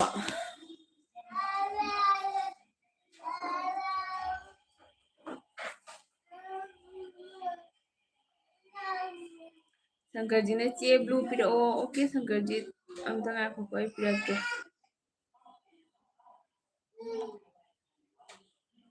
ꯑꯥꯔꯖꯦ ꯀꯥꯏ ꯆꯠꯈ꯭ꯔꯃꯣ ꯑꯥꯔꯖꯦ ꯎꯗꯦ ꯑꯥꯔꯖꯦ ꯆꯠꯈ꯭ꯔꯕ ꯀꯩꯅꯣꯝ ꯇꯧꯕꯅꯤ ꯃꯦꯝ ꯊꯣꯏꯕꯤꯅ ꯕꯥꯏ ꯕꯥꯏ ꯅꯤꯅꯦ ꯑꯦꯚ꯭ꯔꯤꯋꯥꯟ ꯕꯥꯏ ꯕꯥꯏ ꯑꯣꯀꯦ ꯃꯦꯝ ꯊꯣꯏꯕꯤ ꯅꯪ ꯂꯥꯏꯔꯤꯛꯇ ꯌꯥꯝꯅ ꯐꯣꯀꯥꯁ ꯇꯧꯀꯣ ꯌꯥꯝꯅ ꯑꯣꯟꯁꯤꯜꯂꯨꯅꯨ ꯀꯣꯛ ꯁꯥꯕꯅꯤ ꯃꯁꯤꯒꯤ ꯄꯣꯠꯁꯦ ꯑꯗꯩ ꯁꯅꯥꯇꯣꯝꯕꯅ ꯍꯥꯏꯌꯦ ꯑꯗꯩ ꯃꯦꯃꯤꯇꯥꯅ ꯁꯪꯀꯔꯖꯤꯠ ꯑꯩꯉꯣꯟꯗꯁꯨ ꯁꯞ ꯇꯧꯕꯤꯔꯝꯃꯣ ꯍꯥꯏꯌꯦ ꯃꯦꯃꯤꯇꯥꯗꯁꯨ ꯁꯞꯄꯣꯔꯠ ꯇꯧꯕꯤꯌꯨ ꯁꯪꯀꯔꯖꯤꯠ ꯚꯤꯗꯤꯑꯣꯗꯁꯨ ꯁꯞꯄꯣꯔꯠ ꯇꯧꯕꯤꯌꯨꯀꯣ ꯄ꯭ꯂꯤꯖ ꯆꯤꯆꯦ ꯍꯣꯏ ꯑꯅꯧꯕꯅꯤꯅ ꯑꯗꯩꯗꯤ ꯁꯪꯀꯔꯖꯤꯠꯅ ꯃꯦꯃꯤꯇꯥ ꯅꯪꯉꯣꯟꯗꯁꯨ ꯌꯥꯗꯦ ꯆꯪꯕ ꯑꯣꯀꯦ ꯌꯦꯡꯉꯣ ꯕ꯭ꯂꯨ ꯐꯪꯉꯕꯅꯤꯅ ꯌꯥꯕꯁꯨ ꯌꯥꯏꯀꯣ ꯑꯗꯩꯗꯤ ꯃꯦꯃꯤꯇꯥꯅ ꯍꯥꯏꯕ ꯀꯩ ꯌꯦꯟꯖꯥꯡ ꯊꯣꯡꯗꯣꯏꯅꯣ ꯃꯦꯃꯤꯇꯥ ꯑꯩ ꯖꯦꯔꯨꯝ ꯊꯣꯡꯒꯅꯤꯀꯣ ꯃꯦꯃꯤꯇꯥꯒꯤꯗꯤ ꯀꯔꯤ ꯀꯅꯦꯛꯇꯤꯡ ꯑꯣꯏꯔꯤꯁꯤꯅ ꯀꯤꯂꯔ ꯕꯣꯏ ꯂꯥꯛꯑꯦ ꯀꯤꯂꯔ ꯕꯣꯏ ꯍꯥꯎꯀꯤ ꯉꯥꯔꯤ ꯆꯥꯕ꯭ꯔꯣ ꯅꯪꯕꯨ ꯍꯥꯏꯅ ꯍꯥꯏꯔꯅꯨ ꯀꯤꯂꯔ ꯕꯣꯏ ꯄ꯭ꯂꯤꯖ ꯂꯥꯏꯛ ꯇꯧꯕꯤꯌꯣ ꯆꯦꯅꯦꯜꯗꯁꯨ ꯁꯞꯄꯣꯔꯠ ꯇꯧꯕꯤꯌꯣ ꯆꯦꯅꯦꯜ ꯄꯥꯏꯗꯕ ꯁꯞꯄꯣꯔꯇꯔ ꯑꯣꯏꯔꯁꯨ ꯁꯞꯄꯣꯔꯠ ꯇꯧꯕꯤꯌꯨ ꯔꯥꯐꯤꯅ ꯍꯥꯏ ꯃꯦꯝꯊꯣꯏꯕꯤ राफी शायद मैम तो भी चला गया है वो चली गई है मजा थोड़ी ने ब्लू पीरमीने यारनी संकरजी साफ तौबीरमो हाये संकरजी अंत जेंगो अदेदी आरजेना लइए सी सनाइबा आरजे ngasi पोथारिनी अजे ngasi होय होय ngahak पोथारो अदेदी संकरजीना मेमिता साफ तौरे कमेंट थमलंबनी हाय ओ कमेंट थमलंबनी हाय राफीना हाय मचा थोइबी हायना हाय हनी बेबी बॉय मिजाओ हाय हेलो चे हाय से प्रेरणा से नंग नत्रा हनी बेबी बॉय से लेब्रा अइंगोंद हे कनेक्टिंग आइना लाइको आरजेना कइनोम झंडा म हायरे ꯑꯩꯁꯦ ꯊꯣꯡꯁꯦ ꯍꯥꯡꯗꯣꯛꯄꯗ ꯏꯪꯁꯤꯜꯂꯛꯄꯅ ꯂꯣꯏꯔꯦ ꯁꯪꯀꯔꯖꯤꯠꯅ ꯃꯆꯥꯊꯣꯏꯕꯤ ꯁꯥꯞ ꯇꯧꯔꯦ ꯀꯣꯃꯦꯟ ꯊꯝꯂꯝꯕꯅꯤ ꯍꯥꯏꯅ ꯍꯥꯏ ꯁꯪꯀꯔꯖꯤꯠ ꯀꯔꯤ ꯍꯤꯟꯖꯥꯡ ꯆꯥꯔꯛꯏ ꯍꯥꯏꯕ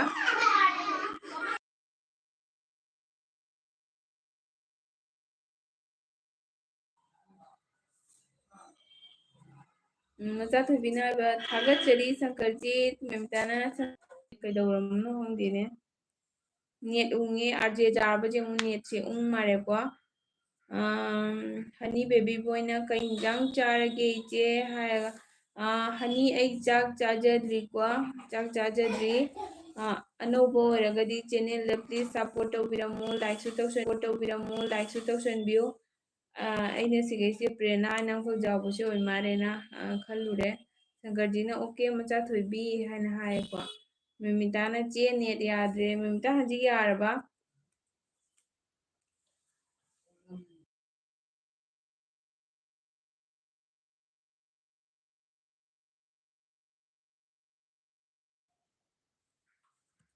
ꯆꯦ ꯅꯦꯠ ꯌꯥꯗ꯭ꯔꯦ ꯑꯥꯔꯖꯦꯅ ꯕꯥꯏ ꯍꯥꯏꯔꯦ ꯑꯥꯔꯖꯦ ꯅꯦꯠꯁꯦ ꯑꯝꯇ ꯌꯥꯗ꯭ꯔꯕ ꯎꯪꯉꯕ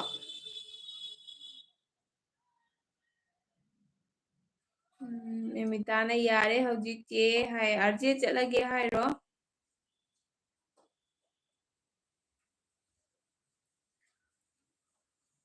ꯃꯦꯃꯤꯇꯥ ꯆꯥꯛ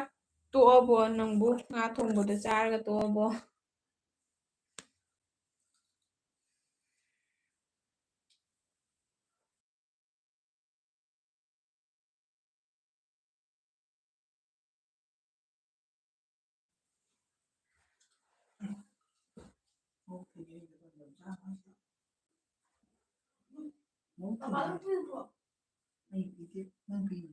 ꯃꯦꯃꯤꯇꯥꯅ ꯆꯥꯗ꯭ꯔꯤ ꯆꯦ ꯍꯥꯏꯅ ꯍꯥꯏꯕꯀꯣ ꯃꯆꯥꯊꯣꯏꯕꯤꯅ ꯒꯨꯗ ꯅꯥꯏꯠ ꯑꯣꯏꯔꯁꯤ ꯆꯦ ꯑꯣꯀꯦ ꯃꯆꯥꯊꯣꯏꯕꯤ ꯆꯤꯆꯦꯁꯨ ꯂꯣꯏꯁꯟꯗ꯭ꯔꯣꯕꯅꯤꯀꯣ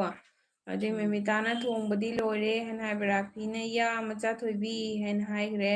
राफी आप हैदराबाद से हो ना प्लीज वीडियो पे भी सपोर्ट कीजिएगा मैं भी करूँगी अदैदी शंकर जी ना चे मी मांगनख्रेने हाइना हाय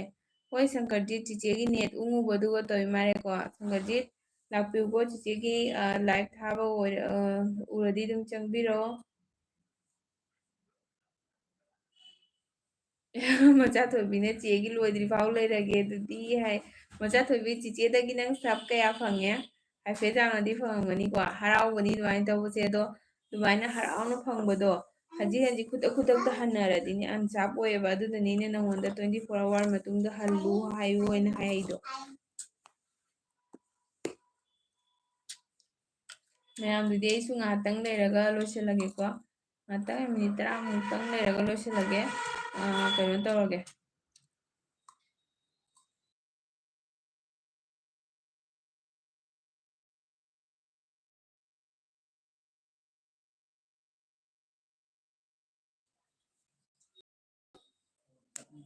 होय चे नोटिफिकेशन हेक लाक्पगा लाक्तोइने थैंक यू शंकरजीत नंग नते नेहासु उदे कुइरे उदबा राफीना सब डन कमेंट ऑल्सो डन मचाथोबी है मचाथोबी राफी ने आपको सब कर दिया है कमेंट भी छोड़ दिया आपके वीडियो पे आप भी उसको बैक कीजिएगा कल रिटर्न कर दो राफी को कांगसोय बोन बोन है हाय हेलो कांगसोय ममिंग के जाम फजई को कांगसोय है अदेदी थैंक यू कांगसोय एगी केनोदा लाक्पीबगी एलबी दा लाक्पीबगी को सपोर्ट तौबिरमो सपोर्टर ओइरदी नो नोगा लाई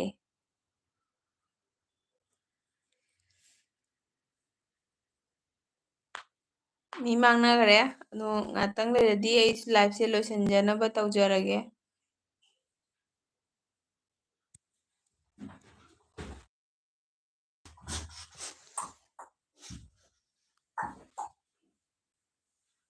ꯃꯦꯃꯤꯇꯥꯅ ꯆꯦ ꯑꯩꯁꯨ ꯋꯥꯏꯇꯤ ꯃꯔꯝꯗ ꯈꯪꯗꯦ ꯏꯃꯥꯟꯅꯕꯤ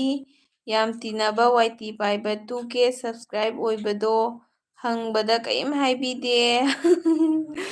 ꯈꯪꯕ ꯆꯦ ꯌꯥꯝ ꯐꯠꯇꯦ ꯃꯤ ꯑꯃꯃꯝ ꯃꯦꯃꯤꯇꯥ ꯀꯩꯁꯨꯝ ꯈꯜꯂꯨꯅꯨ ꯃꯣꯏꯗ ꯍꯪꯉꯒ ꯆꯠꯇꯣꯏ ꯁꯔꯨꯛꯀꯣ ꯍꯥꯏꯅꯤꯡꯗꯕ ꯃꯤꯗ ꯍꯪꯉ ꯆꯠꯇꯣꯏ ꯁꯔꯨꯛ ꯑꯩ ꯏꯁꯥꯅ ꯊꯦꯡꯅꯔ ꯆꯠꯄꯗꯣ ꯑꯗꯨꯅ ꯍꯦꯟꯅ ꯀꯩꯅꯣ ꯇꯧꯗꯣꯏꯅꯤ ꯑꯗꯩ ꯁꯅꯥꯇꯣꯃꯟ ꯍꯥꯏ ꯍꯦꯜꯂꯣ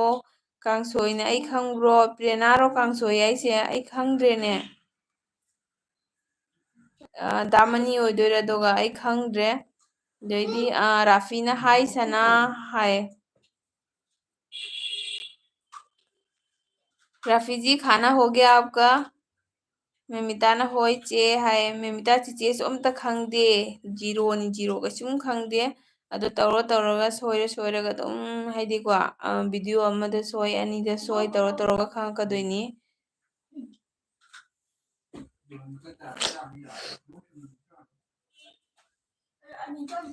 ꯀꯥꯡꯁꯣꯏ ꯕꯣꯟ ꯕꯣꯟ ꯗꯤꯄꯤ ꯌꯦꯡꯉꯒ ꯈꯪꯒꯅꯤ ꯍꯥꯏꯕꯀꯣ ꯑꯩ ꯍꯧꯖꯤꯛ ꯗꯤꯄꯤꯁꯦ ꯑꯩꯅ ꯌꯦꯡꯕ ꯌꯥꯒꯗ꯭ꯔꯅꯦ ꯑꯩꯅ ꯍꯧꯖꯤꯛ ꯌꯦꯡꯕ ꯌꯥꯔꯣꯏꯌꯦ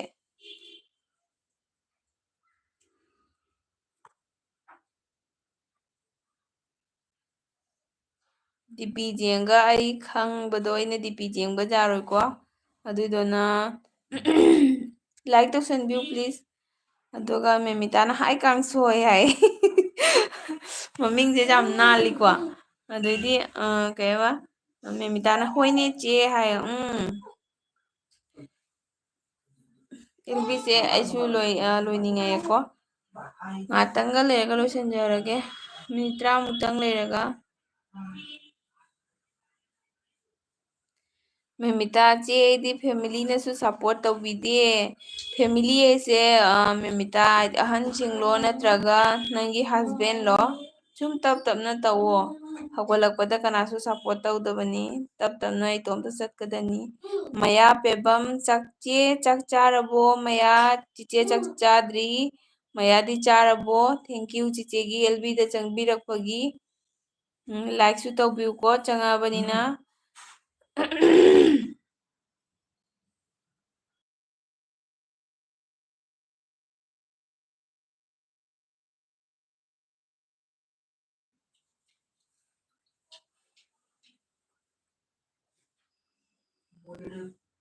ꯎꯝ मोबाइल प्रो अमता मचा तो मोबाइल प्रो मेमिताना वाईटी पाइसे ओके मेमिता मेमिता नुंगाइते यामना मेमिता जाम खंजलुनुदा हजिकी स्टार्टिंग दने नंगिदी व्यू जामना फजबो कसु जाविनी नंगी वीडियो दा स्टार्टिंग दा तुम तब तब ना वीडियो दा या तुम थांगलो तब तब ना अदो हानाई मतमददीको वाईटी नते WhatsApp पाइबबो यानरमदे खंगदबा ओइरगदीको अदो कसी नते तब तब ना खंगागदी अदैदी कांसोइना हाइबदी पीएंगा खंगनी ओके दी पीएंगे को दी केरो दोइदी मया पेबम ना हाइबा चारे चे हाये मया जाम नुसिए चिचेगिदा लाक्पीबगी सपोर्ट तौबिउको चिचेगी चैनल दा सपोर्ट तौबिरमु अनौबो ओइरगदी दोइदी मेमिताना चे हाइन हाये मेमिता वाबरा नुंगाइब्रा क्वार्टर बसे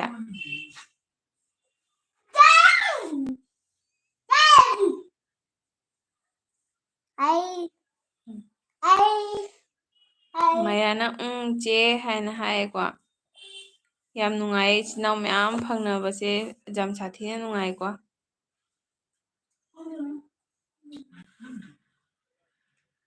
ꯀꯩ ꯆꯥꯏꯅꯣ ꯅꯪ ꯑꯌꯥ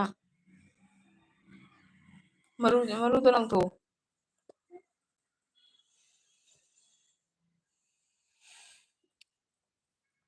ꯀꯣꯃꯦꯟ ꯄꯥꯕ ꯂꯣꯏꯔꯦꯀꯣ ꯀꯣꯃꯦꯟ ꯃꯌꯥꯝꯁꯦ ꯕꯗꯪ ꯄꯥꯕ ꯂꯣꯏꯔꯦ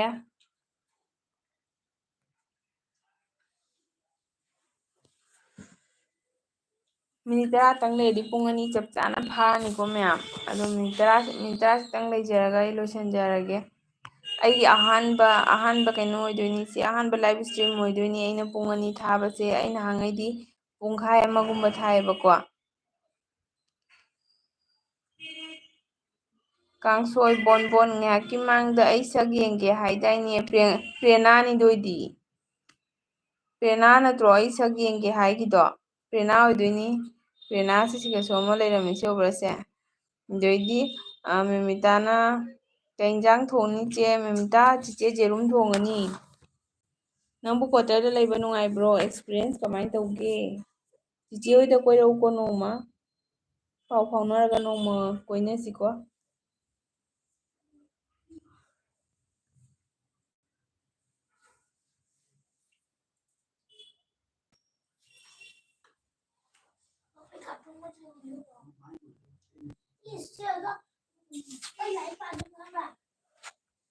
ꯅꯪ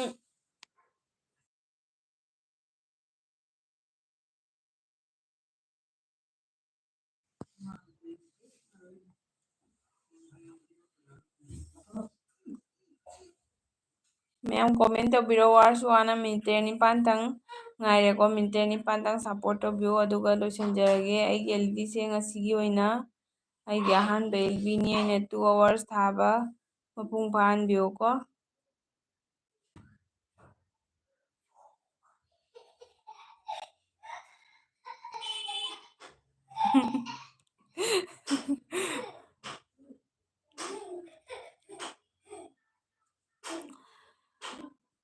ꯀꯥꯡꯁꯣꯏꯅꯕ ꯌꯦꯡꯉꯣꯗꯅ ꯑꯩꯒꯤ ꯁꯛ ꯍꯥꯏꯅ ꯍꯥꯏꯌꯦꯀꯣ ꯍꯣꯏ ꯌꯦꯡꯒꯦ ꯑꯗꯩꯗꯤ ꯏꯠꯁ ꯃꯤ ꯊꯩꯕꯣꯡ ꯃꯃꯤꯠ ꯍꯥꯏꯌꯦ ꯊꯩꯕꯣꯡ ꯃꯃꯤꯠꯁꯦ ꯊꯣꯏꯕ ꯑꯣꯏꯗꯣꯏ ꯅꯠꯇ꯭ꯔꯣ ꯍꯥꯏ ꯍꯥꯏꯌꯦ ꯍꯦꯜꯂꯣ ꯊꯩꯕꯣꯡ ꯃꯃꯤꯠ ꯊꯦꯡꯀ꯭ꯌꯨ ꯑꯩꯒꯤ ꯂꯥꯏꯐꯇ ꯂꯥꯛꯄꯤꯕꯒꯤꯀꯣ ꯑꯗꯩꯗꯤ ꯀꯔꯤ ꯌꯦꯟꯖꯥꯡ ꯆꯥꯕꯤꯔꯛꯀꯦ ꯊꯩꯕꯣꯡ ꯃꯃꯤꯠ ꯃꯃꯤꯡꯁꯦ ꯊꯩꯕꯣꯡ ꯃꯃꯤꯠ ꯊꯝꯃꯕꯩꯅ ꯑꯗꯨꯝ ꯊꯩꯕꯣꯡ ꯃꯃꯤꯠ ꯀꯧꯔꯦꯀꯣ꯫ ꯃꯦꯃꯤꯇꯥꯅ ꯑꯣ ꯆꯦ ꯀꯣꯏꯅꯁꯤ ꯁꯨꯝ ꯅꯨꯡꯉꯥꯏ ꯌꯨꯝꯗꯗꯤ ꯌꯥꯝ ꯈꯦꯠꯅꯔꯦ ꯆꯦ ꯊꯕꯛꯀꯤ ꯃꯇꯥꯡꯗ ꯌꯨꯝꯗꯗꯤ ꯑꯍꯟ ꯂꯩꯕꯅꯤꯅ ꯃꯧ ꯑꯅꯧꯕꯤ ꯑꯣꯏꯕꯅꯤꯅ ꯍꯥꯏꯅ ꯍꯥꯏ ꯍꯣꯏ ꯍꯣꯏ ꯅꯧꯔꯤꯉꯩꯗꯣ ꯈꯔ ꯅꯨꯡꯉꯥꯏꯊꯣꯛꯑꯣꯀꯣ ꯑꯗꯨꯒꯁꯨ ꯑꯗꯨꯝ ꯋꯥ ꯅꯨꯡꯉꯥꯏ ꯍꯥꯏꯗꯣꯏꯅꯤ꯫ ꯑꯗꯩꯗꯤ ꯊꯩꯕꯣꯡ ꯃꯃꯤꯠꯅ ꯏꯆꯦ ꯍꯥꯏꯅ ꯍꯥꯏꯔꯦ ꯀꯩ ꯍꯥꯏꯒꯦ ꯑꯗꯩꯗꯤ ꯊꯩꯕꯣꯡ ꯃꯃꯤꯠꯅ ꯍꯥꯏꯕ ꯑꯩꯗꯤ ꯊꯣꯏꯕ ꯀꯧꯗꯦ ꯏꯆꯦ ꯑꯣꯀꯦ ꯑꯣꯀꯦ ꯀꯩꯅꯣ ꯃꯤ ꯑꯃꯅ ꯑꯥꯏꯗꯤꯁꯦ ꯃꯌꯥꯝ ꯄꯥꯏꯅꯕꯁꯤꯒ ꯒ꯭ꯌꯥꯟ ꯇꯥꯗꯅ ꯇꯧꯔꯤꯅꯦꯕꯀꯣ ꯁꯥꯃꯨ ꯃꯥ ꯅꯨꯡꯁꯤꯕꯤꯗꯣ ꯑꯗꯨꯗꯣ ꯑꯣꯏ ꯃꯥꯜꯂꯦꯅ ꯈꯜꯂꯨꯏꯅꯤ꯫ ꯑꯣꯀꯦ ꯀꯩꯁꯨ ꯀꯥꯏꯗꯦ ꯑꯗꯨꯏꯁꯨ ꯂꯥꯛꯄꯤꯕꯒꯤ ꯌꯥꯝ ꯍꯔꯥꯎꯔꯦꯀꯣ꯫ ꯑꯗꯩ ꯄ꯭ꯂꯤꯖ ꯂꯥꯏꯛ ꯇꯧꯁꯟꯕꯤꯌꯨ ꯂꯥꯏꯛ ꯇꯧꯗꯕ ꯑꯣꯏꯔꯒꯗꯤ꯫ ꯊꯩꯕꯣꯡ ꯃꯃꯤꯠꯅ ꯉꯥ ꯆꯥꯏꯌꯦ ꯍꯥꯎꯅꯤ ꯀꯩ ꯉꯥ ꯆꯥꯏꯅꯣ ꯑꯗꯩꯗꯤ ꯀꯥꯡꯁꯣꯏꯅ ꯍꯥꯏꯕ ꯌꯦꯡꯉꯕꯣ ꯍꯥꯏ ꯄꯦꯅꯥ ꯆꯤꯆꯦ ꯂꯥꯏꯞ ꯊꯥꯅ ꯌꯦꯡꯕ ꯌꯥꯗꯦꯅꯦ꯫ ꯌꯦꯡꯒꯦ ꯉꯥꯏꯈꯣ ꯄ꯭ꯔꯦꯔꯅꯥ ꯑꯣꯏꯗꯣꯏꯅꯤꯁꯦ꯫ ꯀꯥꯏꯅꯣ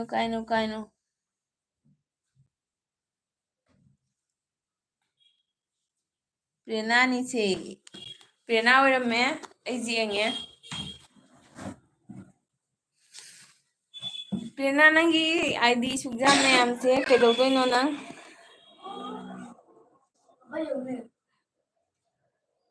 ꯌꯦꯡꯉꯦ ꯄ꯭ꯔꯦꯔꯅꯥ ꯃꯦꯃꯤꯇꯥꯅ ꯍꯥꯏꯕ ꯍꯣꯏ ꯆꯦꯅ ꯍꯥꯏꯕ ꯃꯆꯥꯊꯣꯏꯕꯤꯅ ꯍꯩꯃꯥ ꯕ꯭ꯔꯣ ꯊꯩꯕꯣꯡ ꯃꯃꯤꯠ ꯂꯥꯛꯏꯗꯅ ꯍꯥꯏꯌꯦ ꯃꯆꯥꯊꯣꯏꯕꯤ ꯈꯪꯅꯕ꯭ꯔꯣ ꯑꯗꯩꯗꯤ ꯊꯩꯕꯣꯡ ꯃꯃꯤꯠꯅ ꯍꯥꯏꯕ ꯇꯧꯒꯦ ꯆꯦ ꯁꯥꯞꯁꯨ ꯍꯥꯏ ꯊꯩꯕꯣꯡ ꯃꯃꯤꯠ ꯅꯪꯅ ꯑꯃꯨꯛ ꯑꯦꯜꯕꯤ ꯑꯃꯈꯛꯇ ꯅꯪꯒꯤ ꯃꯃꯤꯡ ꯑꯃꯈꯛ ꯍꯥꯏꯈꯤꯕꯅꯤ ꯅꯪ ꯃꯃꯤꯡ ꯀꯩ ꯍꯥꯏꯅ ꯀꯧꯅꯤ ꯁꯨꯝ ꯀꯧꯕ꯭ꯔꯥ ꯊꯩꯕꯣꯡ ꯃꯃꯤꯠ ꯍꯥꯏꯅ ꯑꯗꯩꯗꯤ ꯃꯆꯥꯊꯣꯏꯕꯤꯅ ꯕ꯭ꯔꯣ ꯊꯩꯕꯣꯡ ꯃꯃꯤꯠ ꯅꯆꯟꯒꯤꯗ ꯁꯥꯞ ꯇꯧꯕꯤꯔꯝꯃꯣ ꯍꯥꯏꯌꯦ ꯃꯆꯥꯊꯣꯏꯕꯤꯒꯤꯅꯦ ꯃꯆꯥꯊꯣꯏꯕꯤꯒꯤ ꯃꯥꯒꯤ ꯈꯥꯎꯗꯣ ꯄꯨ ꯉꯝꯃꯔꯣꯏ ꯃꯥꯅ ꯃꯌꯥꯝꯗꯒꯤ ꯁꯥꯞ ꯅꯤꯕꯗ ꯍꯥꯄꯛꯄ ꯃꯌꯥꯝꯁꯤꯅ ꯑꯗꯩꯗꯤ ꯃꯆꯥꯊꯣꯏꯕꯤꯅ ꯕ꯭ꯔꯣꯒꯤ ꯍꯧꯕꯗꯩ ꯚꯤꯗꯤꯑꯣ ꯂꯣꯏ ꯌꯦꯡꯉꯤꯅꯤ ꯑꯩ ꯍꯦꯟꯅ ꯍꯥꯏꯌꯦ ꯚꯤꯗꯤꯑꯣ ꯁꯞꯄꯣꯔꯠ ꯇꯧꯅꯁꯤꯀꯣ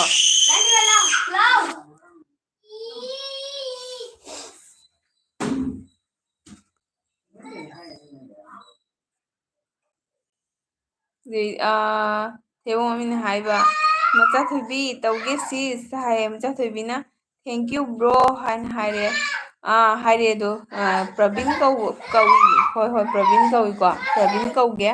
ꯅꯍꯥꯟꯃꯨꯛ ꯗꯥꯃꯅꯤꯒꯤ ꯑꯦꯜꯕꯤꯗꯔ ꯀꯩꯅꯣ ꯊꯦꯡꯅꯕꯅꯤꯀꯣ ꯑꯗꯩꯗꯤ ꯄ꯭ꯔꯕꯤꯟꯅ ꯍꯥꯏꯕꯀꯣ ꯄ꯭ꯔꯕꯤꯟ ꯀꯧꯋꯦꯅ ꯑꯗꯩꯗꯤ ꯄꯤꯛ ꯊꯜꯂꯦ ꯈꯥꯎ ꯍꯥꯏ ꯃꯆꯥꯊꯣꯏꯕꯤ ꯑꯝꯇ ꯅꯣꯛꯊꯣꯛꯑꯣ ꯑꯗꯨꯗꯤ ꯈꯥꯎ ꯊꯟꯕꯒꯤ ꯑꯗꯩꯗꯤ ꯄ꯭ꯔꯕꯤꯟ ꯍꯥꯏꯕ ꯅꯤꯕ ꯅꯠꯇꯦꯗ ꯁꯤꯗꯤ ꯃꯇꯦꯡ ꯄꯥꯡꯅꯕꯅꯤ ꯏꯆꯦꯃꯅꯦ ꯑꯩꯅ ꯐꯥꯒꯤ ꯇꯧꯕꯤꯔꯤꯕ ꯉꯁꯥꯏꯗꯒꯤꯗꯣ ꯃꯆꯥꯊꯣꯏꯕꯤꯅ ꯍꯥꯏꯕ ꯃꯥꯁꯨ ꯃꯤ ꯈꯨꯗꯤꯡꯗ ꯁꯥꯞ ꯇꯧꯕꯤꯔꯝꯃꯣ ꯍꯥꯏꯅ ꯍꯥꯏꯕꯗ ꯋꯥꯔꯦ ꯑꯗꯣ ꯑꯩꯁꯨ ꯍꯥꯏꯅꯤ ꯑꯅꯧꯕ ꯑꯣꯏꯕꯒꯤꯅꯦꯕꯀꯣ ꯑꯗꯩ ꯖꯨꯒꯤꯟꯗ꯭ꯔꯣ ꯃꯣꯏꯔꯥꯡꯊꯦꯝ ꯍꯦꯜꯂꯣ ꯕ꯭ꯔꯣ ꯍꯦꯜꯂꯣ ꯖꯨꯒꯤꯟꯗ꯭ꯔꯣ ꯑꯩꯗꯤ ꯕ꯭ꯔꯣ ꯅꯠꯇꯦ ꯁꯤꯁꯇꯔꯅꯤ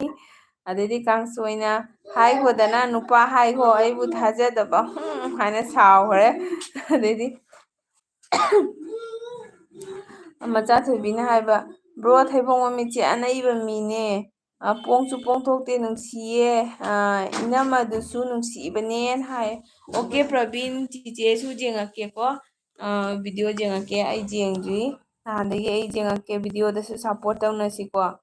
ꯑꯗꯣ ꯄ꯭ꯂꯤꯖ ꯑꯩꯒꯤ ꯚꯤꯗꯤꯑꯣꯗ ꯀꯣꯃꯦꯟ ꯑꯝꯇꯪ ꯊꯝꯕꯤꯔꯝꯃꯣ ꯅꯠꯇ꯭ꯔꯗꯤꯅꯦ ꯑꯩꯈꯣꯏꯁꯦ ꯑꯅꯧꯕ ꯑꯩꯁꯦ ꯅꯧꯅ ꯍꯥꯡꯕꯩꯔꯥ ꯀꯩꯅꯣ ꯑꯩꯉꯣꯟꯗ ꯅꯣꯇꯤꯐꯤꯀꯦꯁꯟꯁꯦ ꯂꯥꯛꯇꯦꯕ ꯁꯕ ꯂꯩꯅꯔꯁꯨ ꯑꯩꯅ ꯆꯦꯅꯦꯜꯁꯦ ꯑꯌꯥꯝꯕ ꯁꯔꯁ ꯇꯧꯔꯀꯥꯟꯗ ꯑꯩꯅ ꯌꯦꯡꯉꯦꯕꯀꯣ ꯑꯗꯨꯃꯥꯏꯅ ꯇꯧꯋꯦ ꯃꯌꯥꯝ ꯃꯤꯅꯤꯠ 4-5 ꯉꯥꯏꯔꯦꯀꯣ ꯃꯤꯅꯤꯠ 4-5 ꯂꯩꯔꯒ ꯂꯣꯏꯁꯤꯟꯖꯔꯒꯦ ꯃꯤꯅꯤꯠ 4-5 ꯁꯞꯄꯣꯔꯠ ꯇꯧꯕꯤꯈꯣꯀꯣ ꯃꯆꯥꯊꯣꯏꯕꯤ ꯋꯥꯔꯕꯣ ꯋꯥꯔꯝꯃꯣꯏꯗ ꯃꯥꯗꯤ ꯍꯣꯔꯦꯟ ꯑꯦꯜꯕꯤ ꯊꯣꯛꯑꯒ ꯁꯥꯞ ꯌꯦꯡꯕ ꯅꯨꯡꯉꯥꯏꯕꯅꯤ ꯑꯗꯨꯃꯥꯏꯅ ꯍꯦꯟꯒꯠꯂꯝꯕꯗꯣ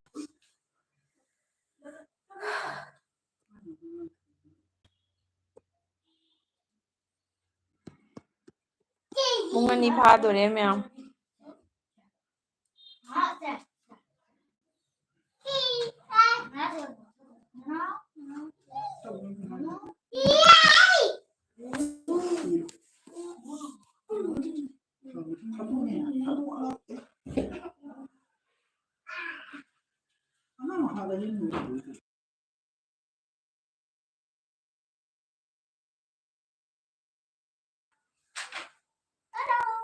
ꯃꯆꯥꯊꯣꯏꯕꯤ ꯂꯩꯔꯤꯕꯣ ꯂꯣꯏꯔꯝꯗꯥꯏꯒꯤ ꯀꯣꯃꯦꯟ ꯑꯝꯇ ꯇꯧꯊꯣꯔꯛꯑꯣ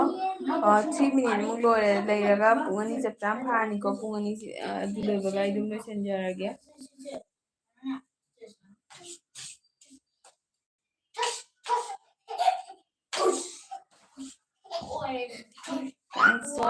ꯀꯥꯡꯁꯣꯏꯅ ꯄ꯭ꯔꯦꯔꯅꯥ ꯀꯩ ꯏꯟꯖꯥꯡ ꯆꯥꯏ ꯍꯥꯏꯅꯣ ꯃꯆꯥꯊꯣꯏꯕꯤꯅ ꯍꯥꯏꯕ ꯂꯩꯔꯤꯌꯦ ꯆꯦ ꯍꯥꯏꯅ ꯍꯥꯏꯕꯀꯣ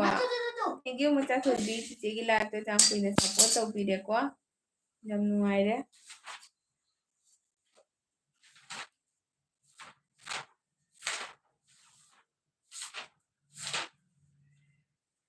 ꯑꯗꯨꯗꯤ ꯄ꯭ꯔꯦꯔꯅꯥ ꯀꯩ ꯍꯥꯏꯕ ꯀꯥꯡꯁꯣꯏꯅ ꯀꯩ ꯍꯥꯏꯕ ꯍꯥꯏꯔꯣꯏ ꯁꯛ ꯅꯨꯡꯁꯤꯗꯦ ꯀ ꯍꯥꯏꯈ꯭ꯔꯦ ꯀꯩꯗꯧꯔꯒꯦꯅꯦ ꯑꯗꯩꯗꯤ ꯃꯆꯥꯊꯣꯏꯕꯤꯅ ꯍꯥꯏꯕ ꯑꯔꯣꯏꯕ ꯑꯣꯏꯅ ꯕꯣꯟꯕꯣꯟ ꯆꯨꯖꯥꯛ ꯇꯧꯕꯤꯔꯝꯃꯣ ꯑꯩꯉꯣꯟꯗ ꯍꯥꯏꯅ ꯍꯥꯏꯔꯒ ꯅꯣꯛꯈ꯭ꯔꯦ ꯑꯔꯣꯏꯕ ꯑꯣꯏꯅ ꯀꯥꯡꯁꯣꯏ ꯕꯣꯟꯕꯣꯟ ꯆꯨꯖꯥꯛ ꯇꯧꯕꯤꯔꯝꯃꯣꯌꯦ ꯄ꯭ꯔꯦꯔꯅꯥ ꯑꯩꯕꯨ ꯐꯥꯒꯤꯒꯤ ꯇꯥꯏꯞꯇ ꯑꯣꯀꯦ ꯄ꯭ꯔꯦꯔꯅꯥ ꯁꯥꯎꯅꯨꯀꯣ ꯏꯁꯃꯥꯏꯜ ꯇꯧ ꯄ꯭ꯔꯦꯔꯅꯥ ꯑꯝꯇ ꯏꯁꯃꯥꯏꯜ ꯇꯧꯔꯣ ꯆꯤꯆꯦꯒꯤ ꯂꯥꯏꯐ ꯂꯣꯏꯗ꯭ꯔꯣꯕꯅꯤ ꯑꯣꯟꯂꯤ 2 ꯃꯤꯅꯤꯠꯇ ꯉꯥꯏꯈꯔꯦ ꯁꯥꯎꯕ ꯌꯥꯗꯦ ꯅꯪꯒꯤ ꯑꯥꯏꯗꯤꯁꯤꯒꯩꯁꯨ ꯆꯤꯆꯦꯗ ꯁꯞ ꯇꯧꯕꯤꯔꯛꯑꯣ ꯑꯗꯨꯒ ꯆꯤꯆꯦꯒꯤ ꯚꯤꯗꯤꯑꯣꯗꯁꯨ ꯂꯥꯛꯄꯤꯌꯨꯀꯣ ꯅꯪꯒꯤꯗꯁꯨ ꯂꯥꯛꯇꯣꯏꯅꯤ ꯑꯗꯨꯒ ꯄ꯭ꯔꯕꯤꯟ ꯍꯥꯏꯕ ꯃꯆꯥꯊꯣꯏꯕꯤ ꯇꯧꯈ꯭ꯔꯕꯅꯤ ꯍꯧꯖꯤꯛ ꯀꯣꯃꯦꯟꯁꯨ ꯄꯤꯈ꯭ꯔꯕꯅꯤ ꯍꯥꯏꯌꯦ ꯑꯣꯀꯦ ꯄ꯭ꯔꯕꯤꯟ ꯑꯩꯉꯣꯟꯗꯁꯨ ꯀꯣꯃꯦꯟ ꯑꯝꯇ ꯊꯝꯕꯤꯔꯝꯃꯨꯕ ꯀꯩꯅꯣ ꯇꯧꯗꯅ ꯑꯗꯨꯏꯗꯤ ꯑꯩ ꯀꯩꯅꯣ ꯍꯣꯔꯦꯟ ꯆꯪꯕꯗ ꯅꯨꯡꯉꯥꯏꯅꯕ ꯄ꯭ꯂꯤꯖ ꯑꯗꯩꯗꯤ ꯀꯥꯡꯁꯣꯏꯅ ꯍꯥꯏꯕ boy how am I a boy Prerna ꯁꯥꯎꯔꯛꯀꯅꯨ ꯆꯤꯆꯦꯒꯤ ꯂꯥꯏꯐ ꯂꯣꯏꯔꯝꯗꯥꯏꯗꯀꯣ ꯄ꯭ꯂꯤꯖ ꯆꯤꯆꯦꯒꯤ ꯂꯥꯏꯐ ꯂꯣꯏꯗ꯭ꯔꯕꯅꯤ 2 ꯃꯤꯅꯤꯠꯃꯨꯛꯇꯪ ꯂꯩꯔꯒ ꯆꯤꯆꯦꯒꯤ ꯂꯥꯏꯐ ꯂꯣꯏꯁꯤꯜꯂꯒꯦ 2 ꯑꯋꯥꯔ ꯐꯥꯗꯣꯔꯦ ꯃꯆꯥꯊꯣꯏꯕꯤꯅ ꯊꯥꯒꯠꯆꯔꯤ ꯕ꯭ꯔꯣ ꯄ꯭ꯔꯕꯤꯟ ꯌꯥꯝ ꯍꯔꯥꯎꯋꯦ ꯕ꯭ꯔꯣꯅ ꯁꯥꯞ ꯇꯧꯕꯤꯕꯗꯤ ꯍꯥꯏꯌꯦꯀꯣ ꯑꯗꯩꯗꯤ ꯄ꯭ꯔꯕꯤꯟ ꯑꯩꯒꯗꯤ ꯂꯩꯅꯕ꯭ꯔꯣ ꯀꯅꯦꯛꯁꯦ ꯂꯩꯅꯗ꯭ꯔꯒꯗꯤ ꯄ꯭ꯂꯤꯖ ꯑꯩꯉꯣꯟꯗꯁꯨ ꯖꯣꯏꯟ ꯇꯧꯕꯤꯔꯝꯃꯨ ꯑꯩ ꯍꯟꯖꯔꯛꯀꯦ ꯀꯣꯃꯦꯟ ꯑꯝꯇꯪꯒ ꯊꯝꯕꯤꯔꯝꯃꯨ 2 ꯑꯋꯥꯔ ꯐꯥꯖꯗꯣꯔꯦꯀꯣ ꯑꯩ ꯑꯍꯥꯟꯕ LBꯅꯤ 2 ꯑꯋꯥꯔꯁ ꯊꯥꯕꯀꯣ ꯑꯗꯩꯗꯤ ꯀꯥꯡꯁꯣꯏꯅ ꯍꯥꯏꯕ ꯌꯥꯔꯕꯣ ꯀ ꯍꯥꯏꯈ꯭ꯔꯦ ꯀꯥꯡꯁꯣꯏꯒꯤ ꯃꯨꯠꯁꯦ ꯑꯃꯨꯛ ꯍꯥꯏ ꯌꯥꯔꯦ ꯁꯥꯎꯕ ꯌꯥꯗꯦꯀꯣ ꯁꯥꯎꯗꯤ ꯃꯁꯛ ꯊꯤ ꯍꯥꯏꯕꯅꯤ ꯑꯗꯩꯗꯤ ꯀꯥꯡꯁꯣꯏꯅ ꯍꯥꯏꯕ ꯁꯛꯀꯤ ꯐꯤꯗꯕꯦꯛ ꯑꯃꯨꯛ ꯄꯥꯝꯃꯤ ꯄ꯭ꯔꯦꯔꯅꯥ ꯁꯛꯇꯤ ꯇꯤꯞ ꯇꯣꯞ ꯑꯗꯩꯗꯤ ꯄ꯭ꯔꯕꯤꯟ ꯍꯥꯏꯕ ꯄꯤꯈ꯭ꯔꯕꯅꯤ ꯏꯆꯦ ꯍꯥꯏꯌꯦ ꯑꯣꯀꯦ ꯄ꯭ꯔꯕꯤꯟ ꯊꯦꯡꯀ꯭ꯌꯨ ꯀꯣ ꯊꯦꯡꯀ꯭ꯌꯨ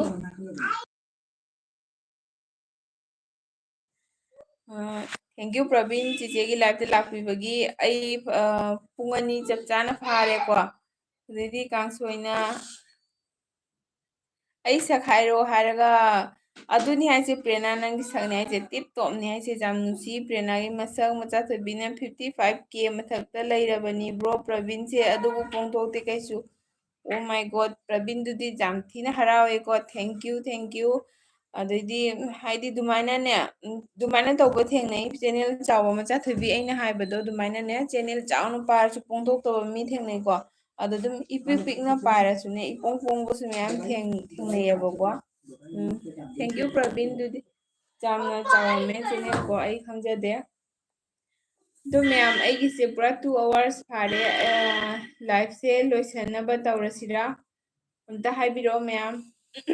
ꯄ꯭ꯔꯦꯔꯅꯥꯅ ꯑꯩ ꯏꯁꯇꯥꯏꯜꯗꯣ ꯑꯗꯨꯝ ꯅꯨꯄꯥ ꯃꯥꯅ ꯂꯩꯗꯣ ꯎꯗ꯭ꯔꯣ ꯍꯥꯏ ꯃꯥꯜꯂꯦꯀꯣ ꯃꯆꯥꯊꯣꯏꯕꯤꯅ 1K ꯐꯥꯎ ꯌꯧꯗ꯭ꯔꯤꯉꯩꯗ ꯁꯛ ꯀꯥꯞꯄꯁꯨ ꯌꯥꯝ ꯂꯩ ꯍꯥꯏꯗꯣꯅꯤ ꯍꯥꯏꯗꯣ ꯂꯩ ꯑꯗꯨꯃꯥꯏꯅ ꯑꯗ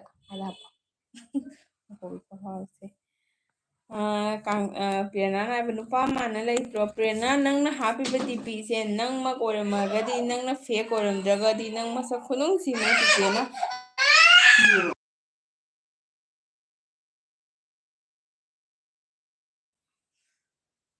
ꯄ꯭ꯔꯦꯔꯅꯥ ꯄ꯭ꯔꯕꯤꯟ ꯃꯆꯥꯊꯣꯏꯕꯤ ꯉꯁꯥꯏꯗꯒꯤ ꯃꯇꯝ ꯁꯥꯡꯅ ꯌꯥꯎꯕꯤꯔꯛꯑꯦꯀꯣ ꯆꯤꯆꯦꯒꯤ ꯂꯥꯏꯐꯁꯦ ꯂꯣꯏꯁꯤꯟꯅꯕ ꯇꯧꯖꯔꯒꯦ ꯀꯩꯅꯣ ꯇꯧꯔꯦ ꯑꯩꯒꯤ ꯉꯁꯤ 2 ꯑꯋꯥꯔꯁꯦ ꯄꯨꯔꯥ ꯀꯝꯄ꯭ꯂꯤꯠ ꯑꯣꯏꯔꯦꯀꯣ ꯑꯗꯨꯅ ꯑꯩ ꯉꯁꯤꯒꯤ LBꯁꯦ ꯂꯣꯏꯁꯤꯟꯅꯕ ꯇꯧꯖꯔꯒꯦ ꯃꯌꯥꯝ ꯑꯝꯇ ꯕꯥꯏ ꯍꯥꯏꯕꯤꯔꯛꯑꯣ ꯑꯩ ꯂꯣꯏꯁꯤꯟꯅꯕ ꯇꯧꯖꯔꯒꯦ ꯃꯆꯟ ꯂꯥꯏꯁ꯭ꯔꯝ मचन थैंक यू मचन चीचे की लोरमदाइदा नंग लाए चीचे जॉइन तौबीरमो चीचे हंजरके सपोर्ट तौबियू थैंक यू मचन लाफिबगी लाइक अमते तौसनबियू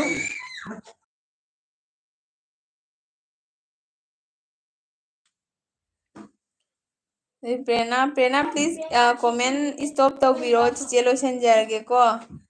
थैंक यू मचन लोरमदाइदा लाफिरेको चीचे लोसनलगे तौरे प्रेरणा हाइगे आई प्रॉमिस सी सक्से ओरमदोनी एलबीदा ओके प्रेरणा अदुदी जाम मसक जाम नुंसीको अदुदी असी ओरमदोनी sak खुनुंसी अमा तौरमदोनी कायना ओके ओके अदुदी मचा थुबीन हाइबा बाय बाय चे हयेंग अमुक थेंगनरसीको चे नुंसीबी हाइगा ललक थैंक यू मचा थुबी जाम नुंसीको बाय बाय ओरसी मचन हाइबा लोरगे हाइरो मचन चिचेगी लाइफ से 2 hours फारेबको अदुना लोइसलगे तौबा 2 hours फारदी हेनबे यादेना हाइबको अदु लोइसनजरगे चिचे लाउरे यंगो लोइसनजरगे चिचे की वीडियो तो सपोर्ट तौबियू नंगी चैनल पाइरदी हलके अलोइबदा को कनानो जे हलके से उरसे मानी लाउइसे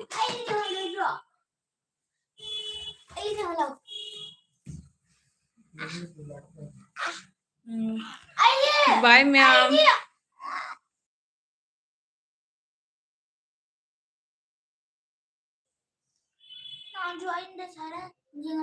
मचन सोइंगोंदा साब तौबिरमो हाय बाय बाय चे कांगसोइना मीना लोई सक फजई फजई अदुम हाय लेरे अस नजर कातिवमता मचन होय होय चे पुंग हयेंग थेंगनजरगे बाय हाय होय होय मैम दुदी आई कने तौरगे को लाइफ से कक्नबा तौजरगे मैम प्रो बाय आई कागे को दुदी मचा थोबिने आया याम नुंसीए थैंक यू मचा थोबी चीचे की लाइफ ते हेंग लापिउ को मैम पुनः मपु थागचरी बाय मचन बाय